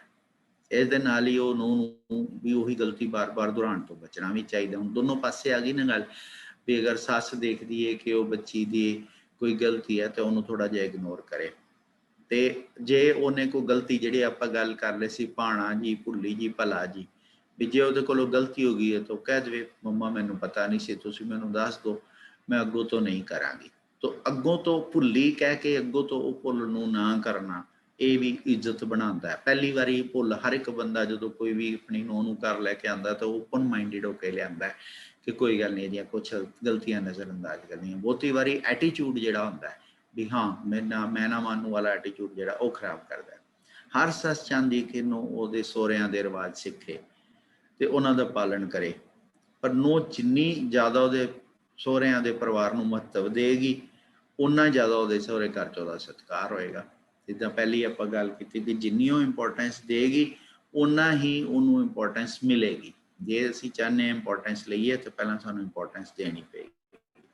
ਫਿਰ ਹੁਣ ਉਹਨੂੰ ਇਹ ਸਮਝਣਾ ਚਾਹੀਦਾ ਕਿ ਮੇਰੀ ਜਿਹੜੀ ਸੱਸ ਦੇ ਤਜਰਬੇ ਬਹੁਤ ਜ਼ਿਆਦਾ ਨੇ, ਉਹਨਾਂ ਨੂੰ ਸੁਣੇ ਵੀ ਉਸ ਪਰਿਵਾਰ 'ਚ ਕਿੱਦਾਂ ਐਡਜਸਟ ਹੋਈ, ਫਾਦਰ ਇਨ ਲਾ ਦੀ ਕੀ ਨੇਚਰ ਸੀ। ਬਹੁਤੀ ਵਾਰੀ ਫਾਦਰ ਇਨ ਲਾ ਦੀ ਔਰ ਸਨ ਦੀ ਨੇਚਰ ਸੇਮ ਹੁੰਦੀ ਹੈ। ਸੋ ਉਹ ਜਿੱਦਾਂ ਉਹਦੇ ਫਾਦਰ ਇਨ ਲਾ ਨਾਲ ਔਰ ਜਦੋਂ ਪੁੱਛੇਗੀ, ਕੱਲ ਮੈਂ ਇੱਕ ਆਰਟੀਕਲ ਪੁੱਛ ਰਿਹਾ ਸੀ ਵੀ ਪੜ੍ਹ ਰਿਹਾ ਸੀ ਵੀ ਮੈਜਿਕ ਵਰਡਸ ਕੀ ਨੇ। ਮੈਜਿਕ ਵਰਡਸ ਦੇ ਵਿੱਚ ਉਹਨੇ ਸਭ ਤੋਂ ਪਹਿਲਾਂ ਕਹਿੰਦਾ ਜੇ ਤੁਸੀਂ ਕਿਸੇ ਅਥਾਰਟੀ ਨੂੰ ਆਪਣੇ ਵਾਸੇ 'ਚ ਕਰਨਾ ਚਾਹੁੰਦੇ ਹੋ, ਮੰਨ ਲਓ ਤੁਸੀਂ ਕਿਤੇ ਜੋਬ ਸਟਾਰਟ ਕੀਤੀ ਹੈ ਕਿਸੇ ਵੱਡੀ ਅਥਾਰਟੀ, ਤਾਂ ਸਭ ਤੋਂ ਪਹਿਲੀ ਜਿਹੜੀ ਉਹਦੀ ਅਥਾਰਟੀ ਨੂੰ ਪਹਿਲੀ ਕਹਿਣ ਵਾਲੀ ਗੱਲ ਹੈ ਕਿ ਸਰ ਆਈ ਸੀਕ ਯੋਰ ਐਡਵਾਈਸ, ਕਿ ਮੈਨੂੰ ਇੱਕ ਸਲਾਹ ਦਿਓ। ਜਦੋਂ ਤੁਸੀਂ ਕਿਸੇ ਕੋਲੋਂ ਸਲਾਹ ਮੰਗਦੇ ਹੋ ਤਾਂ ਉਹ ਬੰਦਾ ਆਪਣੀ ਜ਼ਿੰਦਗੀ ਦੇ ਪੂਰੇ ਤਜਰਬੇ ਤੁਹਾਡੇ ਸਾਹਮਣੇ ਖੋਲ ਕੇ ਰੱਖ ਦਿੰਦਾ ਔਰ ਤੁਹਾਡੇ ਲਈ ਉਹਦਾ ਇੱਕ ਨਜ਼ਰੀਆ ਹੀ ਬਦਲ ਜਾਂਦਾ ਹੈ। ਤਾਂ ਸੀਕਿੰਗ ਐਡਵਾਈਸ ਇੱਕ ਇੰਨਾ ਵੱਡਾ ਸਾਈਕੋਲੋਜੀਕਲ ਲਾ ਹੈ ਕਿਸੇ ਅਥਾਰਟੀ ਦੇ ਨੇੜੇ ਜਾਣ ਦਾ। ਜਦੋਂ ਵੀ ਤੁਸੀਂ ਕਿਸੇ ਅਥਾਰਟੀ ਦੇ ਕੋਲੋਂ ਐਡਵਾਈਸ ਸੀਕ ਕਰਦੇ ਹੋ ਤਾਂ ਅਥਾਰਟੀ ਇੱਕ ਤਾਂ ਉਹਦੇ ਇੱਕ ਜਿਹੜੀ ਫੀਲਿੰਗ ਆਫ ਬੀਇੰਗ ਸੁਪੀਰੀਅਰ ਉਹਦੀ ਉਹ ਈਗੋ ਸੈਟਿਸਫਾਈ ਹੁੰਦੀ ਹੈ ਔਰ ਸੈਕੰਡਲੀ ਤੁਹਾਨੂੰ ਉਹਦੇ ਤਜਰਬਿਆਂ ਤੋਂ ਬਹੁਤ ਕੁਝ ਸਿੱਖਣ ਨੂੰ ਮਿਲਦਾ ਹੈ। ਤਾਂ ਆਪਣੀ ਸੱਸ ਦੇ ਤਜਰਬਿਆਂ ਨੂੰ ਸੁਣੋ, ਪ੍ਰੇਰਨਾ ਲੈਣ ਦੀ ਕੋਸ਼ਿਸ਼ ਕਰੋ ਤੇ ਉਹਦੇ ਨਾਲ ਤੁਹਾਡਾ ਰਿਸ਼ਤਾ ਹੀ ਸਿਰਫ ਮਜ਼ਬੂਤ ਨਹੀਂ ਹੋਏਗਾ ਬਲਕਿ ਬਹੁਤ ਸਾਰੀਆਂ ਨਵੀਆਂ ਉਸ ਪਰਿਵਾਰ ਬਾਰੇ ਚੀਜ਼ਾਂ ਪਤਾ ਲੱਗਣਗੀਆਂ। ਤੇ ਇਸੇ ਤੇ ਕਈ ਵਾਰੀ ਕਈ ਚੀਜ਼ਾਂ ਹੁੰਦੀਆਂ ਅਸੀਂ ਇੰਡੀਵਿਜੂਅਲਿਟੀ ਨੂੰ ਅੰਡਰਸਟੈਂਡ ਕਰੀਏ ਕਿ ਹਰ ਇੱਕ ਪਰਸਨੈਲਿਟੀ ਇੱਕ ਆਪਣੇ ਆਪ 'ਚ ਇੱਕ ਇੰਡੀਪੈਂਡੈਂਟ ਪਰਸਨੈਲਿਟੀ ਹੈ, ਉਹਨੂੰ ਅੰਡਰਸਟੈਂਡ ਕਰੋ। ਜੇ ਤੁਹਾਡੀ ਸਹੇਲੀ ਦੀ ਸੱਸ ਜਾਂ ਤੁਹਾਡੇ ਘਰ ਦੇ ਵਿੱਚ ਜਦੋਂ ਤੁਹਾਡੀ ਭਾਬੀ ਆਈ ਹੈ ਤੇ ਤੁਹਾਡੇ ਮੰਮਾ ਨੇ ਜਿੱਦਾਂ ਉਹਨੂੰ ਡੀਲ ਕੀਤਾ ਉਹ ਜ਼ਰੂਰੀ ਨਹੀਂ ਤੁਹਾਡੀ ਜਿਹੜੀ ਮਦਰ ਇਨ ਲਾ ਹੈ ਉਹ ਵੀ ਉਸੇ ਤਰ੍ਹਾਂ ਉਹਨੂੰ ਡੀਲ ਕਰੇ। ਸੋ ਉਹਨਾਂ ਨੂੰ ਇੱਕ ਆਜ਼ਾਦੀ, ਇਸੇ ਤਰ੍ਹਾਂ ਨੂੰ ਸੱਸ ਨੂੰ ਇੱਕ ਦੇਖਣਾ ਚਾਹੀਦਾ ਕਿ ਅਲੱਗ ਐਂਟੀਟੀ ਹੈ, ਉਹਦੀ ਮੈਂ ਰਿਸਪੈਕਟ ਕਿਸ ਤਰ੍ਹਾਂ ਕਰਨੀ ਔਰ ਉਹਨੂੰ ਮੈਂ ਅੰਡਰਸਟੈਂਡ ਕੀਤਾ। ਬਹੁਤੀ ਵਾਰੀ ਕੀ ਹੁੰਦਾ ਕਿ ਅਸੀਂ ਅੰਡਰਸਟੈਂਡ ਕਰਨ ਦੀ ਥਾਂ ਤੇ ਪ੍ਰੀ ਪੋਇਜ਼ਨ ਢੋਨੇ ਆਪਣੇ ਰਿਸ਼ਤਿਆਂ ਨੂੰ ਲੈ ਕੇ ਕਿ ਇਦਾਂ ਹੀ ਹੋਏਗਾ, ਉੱਦਾਂ ਨਹੀਂ ਵੀ ਹੁੰਦਾ। ਉਸ ਪਰਸਨੈਲਿਟੀ ਨੂੰ ਡੀਕੋਡ ਕਰਨ ਲਈ ਪਹਿਲਾਂ ਤੁਹਾਨੂੰ ਅੰਡਰਸਟੈਂਡ ਕਰਨਾ ਪੈਂਦਾ। ਉਹ ਜ਼ਰੂਰੀ ਨਹੀਂ ਹੈ ਕਿ ਉਹ ਜੋ ਤੁਹਾਡਾ ਇਮੇਜ ਆ ਉਹਦੇ ਵਿੱਚ ਐਜ਼ ਇਟ ਇਜ਼ ਫਿੱਟ ਹੋਵੇ। ਇਸ ਤੋਂ ਬਾਅਦ ਜਿਹੜਾ ਹੈ ਕਿ ਨੂੰਹ ਨੂੰ ਮਨ ਤੋਂ ਸੱਸ ਨੂੰ ਸਿੱਖਣਾ ਚਾਹੀਦਾ ਹੈ, ਮਤਲਬ ਮਨ ਤੋਂ ਉਹਨੂੰ ਸਮਝਣਾ ਚਾਹੀਦਾ ਹੈ ਉਹ ਜੋ ਪੜ੍ਹਾਉਣ ਦੀ ਕੋਸ਼ਿਸ਼ ਕਰ ਰਹੀ ਹੈ। ਜੇ ਜਿੱਦਾਂ ਹੁਣ ਮੰਮਾ ਦੀ ਡਾਂਟ ਵਾਂਗੂ ਜੇ ਥੋੜ੍ਹਾ ਬਹੁਤ ਉਹਨੇ ਪਿਆਰ ਨਾਲ ਡਾਂਟ ਕੇ ਹੱਕ ਨਾਲ ਕਹਿ ਦਿੱਤਾ ਵੀ ਤੈਨੂੰ ਸਮਝ ਨਹੀਂ ਆਉਂਦੀ, ਮੈਂ ਤੈਨੂੰ ਅੱਗੇ ਵੀ ਇਹ ਗੱਲ ਸਮਝਾਈ ਸੀ, ਤੇ ਉਹਨੂੰ ਦਿਲ ਤੇ ਲਾਉਣ ਦੀ ਥਾਂ ਤੇ ਉਹਨੂੰ ਐਕਸੈਪਟ ਕਰ ਲਓ। ਤੇ ਜੇ ਇਸੇ ਤਰ੍ਹਾਂ ਸੱਸ ਕੁਛ ਮਾਮਲਿਆਂ 'ਚ ਨੂੰਹ ਨਾਲ ਸਹਿਮਤ ਨਹੀਂ ਵੀ ਹੈ ਤਾਂ ਬੈਠੇ ਸ਼ਾਂਤ ਹੋ ਕੇ ਗੱਲ ਕਰੇ ਤੇ ਆਪਸ 'ਚ ਉਹਨੂੰ ਸਮਝਾਉਣ ਦੀ ਕੋਸ਼ਿਸ਼ ਕਰੇ। ਸੋ ਇਸ ਤਰ੍ਹਾਂ ਦੇ ਪੁਆਇੰਟਸ ਨੂੰ ਆਪਾਂ ਡਿਸਕਸ ਤਾਂ ਕਰ ਰਹੇ ਹਾਂ, ਪਰ ਹੁਣ ਆਪਾਂ ਜਿਹੜੀ ਅਗਲੀ ਗੱਲ ਤੇ ਆਉਂਦੇ ਹਾਂ। ਅਗਲੀ ਗੱਲ ਕੀ ਹੈ ਕਿ ਸਪੋਜ਼ਿੰਗ ਮੈਂ ਜਿਹੜੀ ਗੱਲ ਕੀਤੀ ਹੈ ਕਿ ਜੇ ਸਭ ਤੋਂ ਵੱਡਾ ਰਿਸ਼ਤਾ ਜਿਹੜਾ ਨਾ ਉਹ ਰਿਸ਼ਤਾ ਤਾਂ ਬਣੇਗਾ ਜੇ ਅਸੀਂ ਸਤਸੰਗੀਆਂ ਵਾਲਾ ਰਿਸ਼ਤਾ ਬਣਾਵਾਂਗੇ ਕਿ ਉਹ ਨਾ ਮਾਮੀ ਫੂਸੀ ਮਾਮੀ ਫੁੱਫੀ ਨਾ ਦਰਾਣੀ ਜਠਾਣੀ, ਕੋਈ ਵੀ ਰਿਸ਼ਤਾ ਜਿਹੜਾ ਹੈ ਉਹਦਾ ਆਧਾਰ ਅਗਰ ਸਤਸੰਗ ਹੋ ਜਾਏਗਾ ਤਾਂ ਉੱਥੇ ਉਹ ਸੁੱਖ ਵਰਸੇਗਾ। ਬਿਨਾਂ ਸਤਸੰਗ ਦੇ ਭਾਵਨਾ ਤੋਂ ਕੋਈ ਵੀ ਪਰਿਵਾਰ ਨਹੀਂ। ਤਾਂ ਉਹਦਾ ਹੱਲ ਕੀ? ਮੈਂ ਆਪਣੇ ਪਰਿਵਾਰ 'ਚ ਦੇਖਿਆ ਕਿ ਜਦੋਂ ਮੇਰੇ ਦਾਦੀ ਜੀ ਸੀ ਉਹਨਾਂ ਦਾ ਸੁਭਾਅ ਥੋੜ੍ਹਾ ਜਿਹਾ ਸਖਤ ਸੀ। ਮੇਰੇ ਦਾਦਾ ਜੀ ਸੀ ਉਹ ਬੈਲੈਂਸ ਕਰਨ ਵਾਲੇ ਸੀ, ਤੇ ਜਦੋਂ ਉਹਨਾਂ ਦੀਆਂ ਦੋ ਨੂੰਹਾਂ ਮੇਰੀਆਂ ਚਾਚੀਆਂ ਤੇ ਮੇਰੇ ਮੰਮਾ ਤੱਕ ਖੈਰ ਕਾਫੀ ਟਾਈਮ ਹੋ ਗਿਆ ਸੀ ਆਇਆਂ ਨੂੰ, ਕਿਉਂਕਿ ਮੇਰੇ ਜਨਮ ਤੋਂ ਮੈਂ ਹੋਸ਼ ਸੀ ਜਦੋਂ ਮੇਰੇ ਚਾਚਾ ਜੀ ਦਾ ਵਿਆਹ ਹੋਇਆ। ਤਾਂ ਉਹਨਾਂ ਨੇ ਇੱਕ ਸਟ੍ਰਿਕਟ ਰੂਲ ਬਣਾਇਆ ਸੀ ਸਾਡੇ ਦਾਦਾ ਜੀ ਨੇ ਘਰ ਦਾ ਕਿ ਸ਼ਾਮੀ 3 ਤੋਂ 4 ਸਾਰਾ ਪਰਿਵਾਰ ਬੈਠ ਕੇ ਸੁਖਮਨੀ ਸਾਹਿਬ ਦਾ ਪਾਠ ਕਰੇਗਾ। ਹੁਣ ਇਹ ਪੁਰਾਣੇ ਪਰਿਵਾਰਾਂ ਦੇ ਵਿੱਚ ਹੁੰਦਾ ਵੀ ਸੀ ਕਿ ਸ਼ਾਮ ਨੂੰ ਲੋਡੇ ਵੇਲੇ ਜਿਹੜਾ ਨੇ, ਕਿਉਂਕਿ ਸਵੇਰ ਦਾ ਨਿਤਨੇਮ ਆਮ ਤੌਰ ਤੇ ਜਿਹੜਾ ਹੈ ਉਹ ਹਸਬੈਂਡ ਵਾਈਫ ਇਕੱਠੇ ਕਰਨ ਤੇ ਉਹਨਾਂ ਨਾਲ ਉਹਨਾਂ ਦਾ ਬਹੁਤ ਪਿਆਰ ਬਣਦਾ ਹੈ। ਖਾਸ ਤੌਰ ਤੇ ਜਦੋਂ ਆਪਾਂ ਜੋਟੀਆਂ ਦੇ ਵਿੱਚ ਪਾਠ ਕਰਦੇ ਹਾਂ, ਵੀ ਜਾਪ ਸਾਹਿਬ ਦਾ ਪਾਠ ਕਰ ਰਹੇ ਹਾਂ ਕਿ ਨਮਸਤੰ ਕਾਲੇ ਨਮਸਤੰ ਪਾਲੇ ਨਮਸਤੰ ਰੂਪੇ ਨਮਸਤੰ ਅਨੂਪੇ, ਫਿਰ ਬੀਬੀ ਦੀ ਆਵਾਜ਼ ਆਵੇ ਮਸਤੰਗ ਲੇਖੇ ਨਮਸਤੰਗ ਪੇਖੇ। ਉਹ ਜਦੋਂ ਅਸੀਂ ਇੱਕ ਦੂਜੇ ਦੀ ਆਵਾਜ਼ ਨੂੰ ਰੋਜ਼ ਟਕਰਾਉਂਦੇ ਹਾਂ ਆਪਸ 'ਚ, ਔਰ ਇੱਕ ਸਿੰਕ ਬਣਦੀ ਹੈ ਔਰ ਇੱਕ ਕਾਮਨ ਬਣਦਾ, ਉਹਦੇ ਨਾਲ ਮੈਂ ਆਪਣੇ ਨਿੱਜੀ ਤਜਰਬੇ 'ਚ ਦੇਖਿਆ ਕਿ ਸਾਡਾ ਥੋੜੇ ਸਮਾਂ ਵਿਆਹ ਤੋਂ ਕਾਫੀ ਸਮਾਂ ਬਾਅਦ ਵੀ ਰਿਸ਼ਤਾ ਨਹੀਂ ਸੀ ਬਣਦਾ। ਔਰ ਕਿਸੇ ਨੇ ਮੈਨੂੰ, ਸਿਆਣੇ ਪੁਰਖ ਨੇ ਸਲਾਹ ਦਿੱਤੀ ਸੀ ਕਿ ਤੁਸੀਂ ਨਿਤਨੇਮ ਜੋਟੀਆਂ 'ਚ ਕਰਨਾ ਸ਼ੁਰੂ ਕਰ ਦਿਓ। ਔਰ ਦੋਨੋਂ ਅਸੀਂ ਸਿੰਸੀਅਰ ਸੀ, ਔਰ ਅਸੀਂ ਜਦੋਂ ਜੋਟੀਆਂ 'ਚ ਨਿਤਨੇਮ ਕਰਨਾ ਸ਼ੁਰੂ ਕੀਤਾ ਤੇ ਸਾਡੇ ਰਿਸ਼ਤੇ 'ਚ ਬਹੁਤ ਸੁਧਾਰ ਹੋਇਆ। ਦੂਸਰਾ ਜਿਹੜਾ ਸਵੇਰ ਦਾ ਨਿਤਨੇਮ ਹਸਬੈਂਡ ਵਾਈਫ ਆਪਸ 'ਚ ਕਰਨ, ਦੁਪਹਿਰ ਦਾ ਟਾਈਮ ਹਸਬੈਂਡ ਕਈ ਵਾਰੀ ਘਰ ਨਹੀਂ ਹੁੰਦਾ ਤੇ ਬੱਚਿਆਂ ਨੂੰ ਲੈ ਕੇ ਨੌ ਸੱਸ ਅਗਰ ਮਿਲ ਕੇ ਸੁਖਮਨੀ ਸਾਹਿਬ ਦਾ ਪਾਠ, ਚਲੋ ਪੂਰਾ ਪਾਠ ਨਹੀਂ ਕਰਨਾ, 6 ਅਸ਼ਟਪਦੀਆਂ 12 ਅਸ਼ਟਪਦੀਆਂ ਰੋਜ਼ ਦੀਆਂ ਕਰੋ ਔਰ ਜੋਟੀਆਂ 'ਚ ਕਰੋ, ਵੀ ਇੱਕ ਤੋਂ ਕੋ ਪੜੇ ਇੱਕ ਤੋਂ ਕੋ ਪੜੇ। ਤਜਰਬਾ ਕਰਕੇ ਦੇਖ ਲਓ ਜਿਨ੍ਹਾਂ ਦੇ ਪਰਿਵਾਰ ਦੇ ਵਿੱਚ ਸਿੰਕਰਾਈਨਾਈਜੇਸ਼ਨ 'ਚ ਪ੍ਰੋਬਲਮ ਆ ਰਹੀ ਹੈ, ਰਿਸ਼ਤੇ ਨਹੀਂ ਸੁਧਰ ਰਹੇ, ਅਗਰ ਉਹ ਰੋਜ਼ ਸੁਖਮਨੀ ਸਾਹਿਬ ਦਾ ਪਾਠ, ਔਰ ਸ਼ਾਮ ਦਾ ਪਾਠ ਜਿਹੜਾ ਉਹ ਬੱਚਿਆਂ ਨਾਲ ਰਿਸ਼ਤਾ ਬਣਾਉਣ ਦਾ ਟਾਈਮ ਹੈ ਕਿ ਸੋਦਰ ਦਾ ਪਾਠ ਜਿਹੜਾ ਉਹ ਬੱਚਿਆਂ ਦੇ ਨਾਲ ਬੈਠ ਕੇ ਕਰੋ ਤੇ ਰਿਸ਼ਤਾ ਬਣਦਾ ਹੈ। ਸਵੇਰ ਦਾ ਪਾਠ ਹਸਬੈਂਡ ਨਾਲ ਬੈਠ ਕੇ ਕਰੋ, ਦੁਪਹਿਰ ਨੂੰ ਇੱਕ ਸੁਖਮਨੀ ਸਾਹਿਬ ਦਾ ਪਾਠ ਆਪਣੀ ਮਦਰ ਇਨ ਲਾ ਨਾਲ ਬੈਠ ਕੇ ਕਰੋ, ਔਰ ਸ਼ਾਮ ਦਾ ਪਾਠ ਬੱਚਿਆਂ ਨੂੰ ਗੋਦੀ 'ਚ ਲੈ ਕੇ ਰਹਿਰਾਸ ਸਾਹਿਬ ਦਾ ਪਾਠ ਸਾਰਾ ਪਰਿਵਾਰ ਕਰੇ। ਇਹ 3 ਕਲਾ ਇਹੋ ਜਿਹੀ ਵਰਤਦੀ ਹੈ ਪਰਿਵਾਰ ਦੇ ਵਿੱਚ ਵੀ ਜਿਹੜੇ ਇੰਪੋਸੀਬਲ ਰਿਸ਼ਤੇ ਨੇ ਉਹ ਵੀ ਸੁਧਰਨੇ ਸ਼ੁਰੂ ਹੋ ਜਾਂਦੇ ਨੇ। ਆਸ ਹੈ 6:15 ਤੱਕ ਵੀਰ ਜੀ ਨੇ ਕਿਹਾ ਸੀ, ਤੇ ਜੇ ਕੋਈ ਕੁਐਸਚਨ ਆਨਸਰ ਹੈ, ਕਿਉਂਕਿ ਇਹ ਗੱਲਾਂ ਤਾਂ ਮੁੱਕਣੀਆਂ ਨਹੀਂ ਸਵੇਰੇ। ਹਾਲਾਂਕਿ ਮੈਂ ਵੀਰ ਜੀ ਨੂੰ ਕਿਹਾ ਸੀ ਵੀ ਇਹ ਸਮਾਂ ਤੁਸੀਂ ਬੜਾ ਅਜੀਬ ਜਿਹਾ ਰੱਖ ਲਿਆ ਕਿ ਸਵੇਰੇ ਬੰਦੇ ਦਾ ਮਨ ਨਿਤਨੇਮ ਵਾਲੇ ਪਾਸੇ ਹੁੰਦਾ, ਇਸ ਤਰ੍ਹਾਂ ਦੀ ਡਿਸਕਸ਼ਨ ਕਰਨ ਨੂੰ ਮਨ ਨਹੀਂ ਕਰਦਾ, ਪਰ ਚਲੋ ਫਿਰ ਵੀ ਜੋ ਡਿਊਟੀ ਲੱਗੀ ਹੈ ਉਹਨੂੰ ਆਪਾਂ ਨਿਭਾਉਣਾ ਹੈ। ਤੇ ਜੇ ਕੋਈ ਕੁਐਸਚਨ ਆਨਸਰਸ ਹੈਗੇ ਨੇ ਮੈਂ ਦੇਖ ਨਹੀਂ ਪਾਇਆ, ਉਹ ਮੈਨੂੰ ਦੱਸ ਦਿਓ ਤੇ ਆਪਾਂ ਉਹਨਾਂ ਨੂੰ ਡਿਸਕਸ ਕਰ ਲਾਂਗੇ। ਮਨਪ੍ਰੀਤ ਕੌਰ ਜੀ। ਹਾਂਜੀ, ਵਾਹਿਗੁਰੂ ਜੀ ਕਾ ਖਾਲਸਾ, ਵਾਹਿਗੁਰੂ ਜੀ ਕੀ ਫਤਿਹ। ਬਹੁਤ ਵਧੀਆ ਤੁਸੀਂ ਡਾਕਟਰ ਸਾਹਿਬ ਸਾਰਾ ਕੁਝ ਸ਼ੇਅਰ ਕੀਤਾ।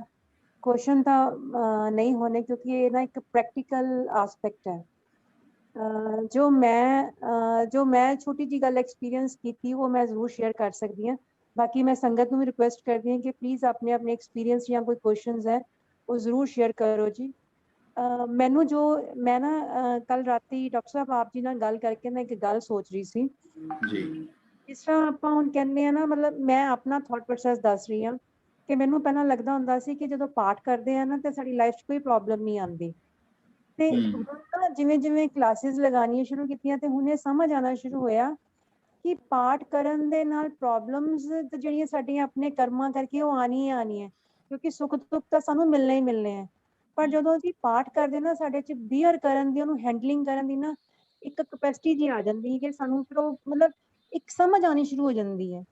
ਤੇ ਮੈਨੂੰ ਲੱਗਦਾ ਹੈ ਕਿ ਸਾਡੇ ਰਿਸ਼ਤੇ ਵੀ ਏਦਾਂ ਦੇ ਹੀ ਨੇ ਕਿ ਜਦੋਂ ਇਹ ਜਿਹੜੀ ਆਪਾਂ ਹੁਣ ਇਹਨੂੰ ਸੱਸ ਵਾਲੇ ਰਿਸ਼ਤੇ ਦੀ ਗੱਲ ਕਰਦੇ ਹਾਂ, ਜਿਸ ਤਰ੍ਹਾਂ ਕਿ ਇਹ ਤੁਹਾਡੀ ਗੱਲ ਠੀਕ ਹੈ ਕਿ ਅਸੀਂ ਇੱਕ ਅਗਰ ਪ੍ਰੈਕਟੀਕਲ ਆਸਪੈਕਟ ਲੈ ਕੇ ਚੱਲੀਏ ਕਿ ਅਗਰ ਅਸੀਂ ਆਪਣੇ ਬੱਚਿਆਂ ਨੂੰ ਇਹ ਚੀਜ਼ ਸਮਝਾਈਏ ਕਿ ਕੋਈ ਵੀ ਲਾਈਫ 'ਚ ਪ੍ਰੋਬਲਮ ਆਉਂਦੀ ਹੈ ਕਿਸੇ ਵੀ ਰਿਸ਼ਤੇ 'ਚ, ਕਿਉਂਕਿ ਪ੍ਰੋਬਲਮਸ ਤਾਂ ਚਲਦੀਆਂ ਰਹਿਣੀਆਂ, ਦੁੱਖ ਸੁੱਖ ਆਉਂਦੇ ਰਹਿਣੇ, ਪਰ ਉਹਦੇ ਵਿੱਚੋਂ ਅਸੀਂ ਸਮਾਰਟਲੀ ਉਸ ਚੀਜ਼ ਨੂੰ ਹੈਂਡਲ ਕਿਵੇਂ ਕਰਨਾ ਹੈ, ਆਪਣੇ ਰਿਸ਼ਤਿਆਂ ਨੂੰ ਕਿਵੇਂ ਬਚਾਉਣਾ ਹੈ ਤੇ ਉਹਦੇ ਵਿੱਚੋਂ ਆਪਣੇ ਆਪ ਨੂੰ ਗਰੋ ਕਿਵੇਂ ਕਰਨਾ ਹੈ।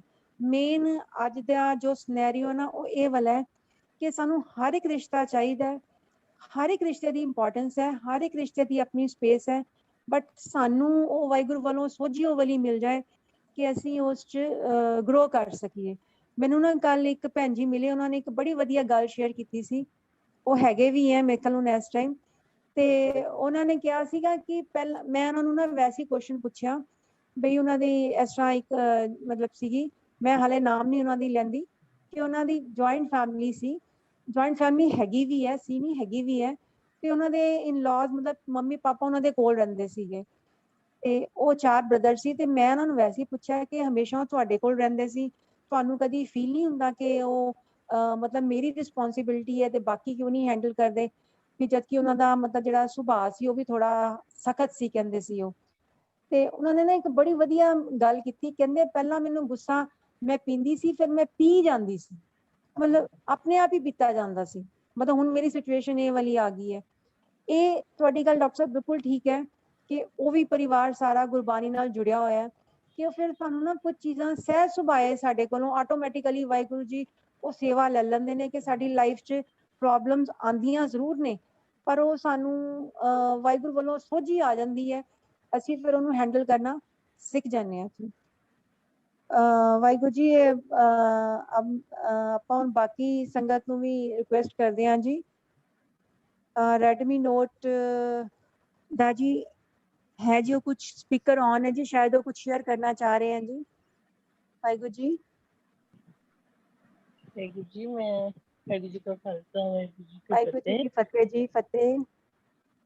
वाहिगुरु जी, मैं एक इसलिए चाहती हूँ कि कई रिश्ते होंगे ने, मतलब इंसान दे नाल सारी जिंदगी मतलब अच्छा करते रहते हैं, लेकिन वो किसी वक्त आके तुहानू शेयर करते हैं कि भी जो तुसी अच्छा करते, लेकिन उन्होंने लोग उन्होंने मन च अच्छा नहीं सी तुहाडे वास्ते, ते उन्हें वास्ते फिर सानू की करना चाहिए, मेरा क्वेश्चन है।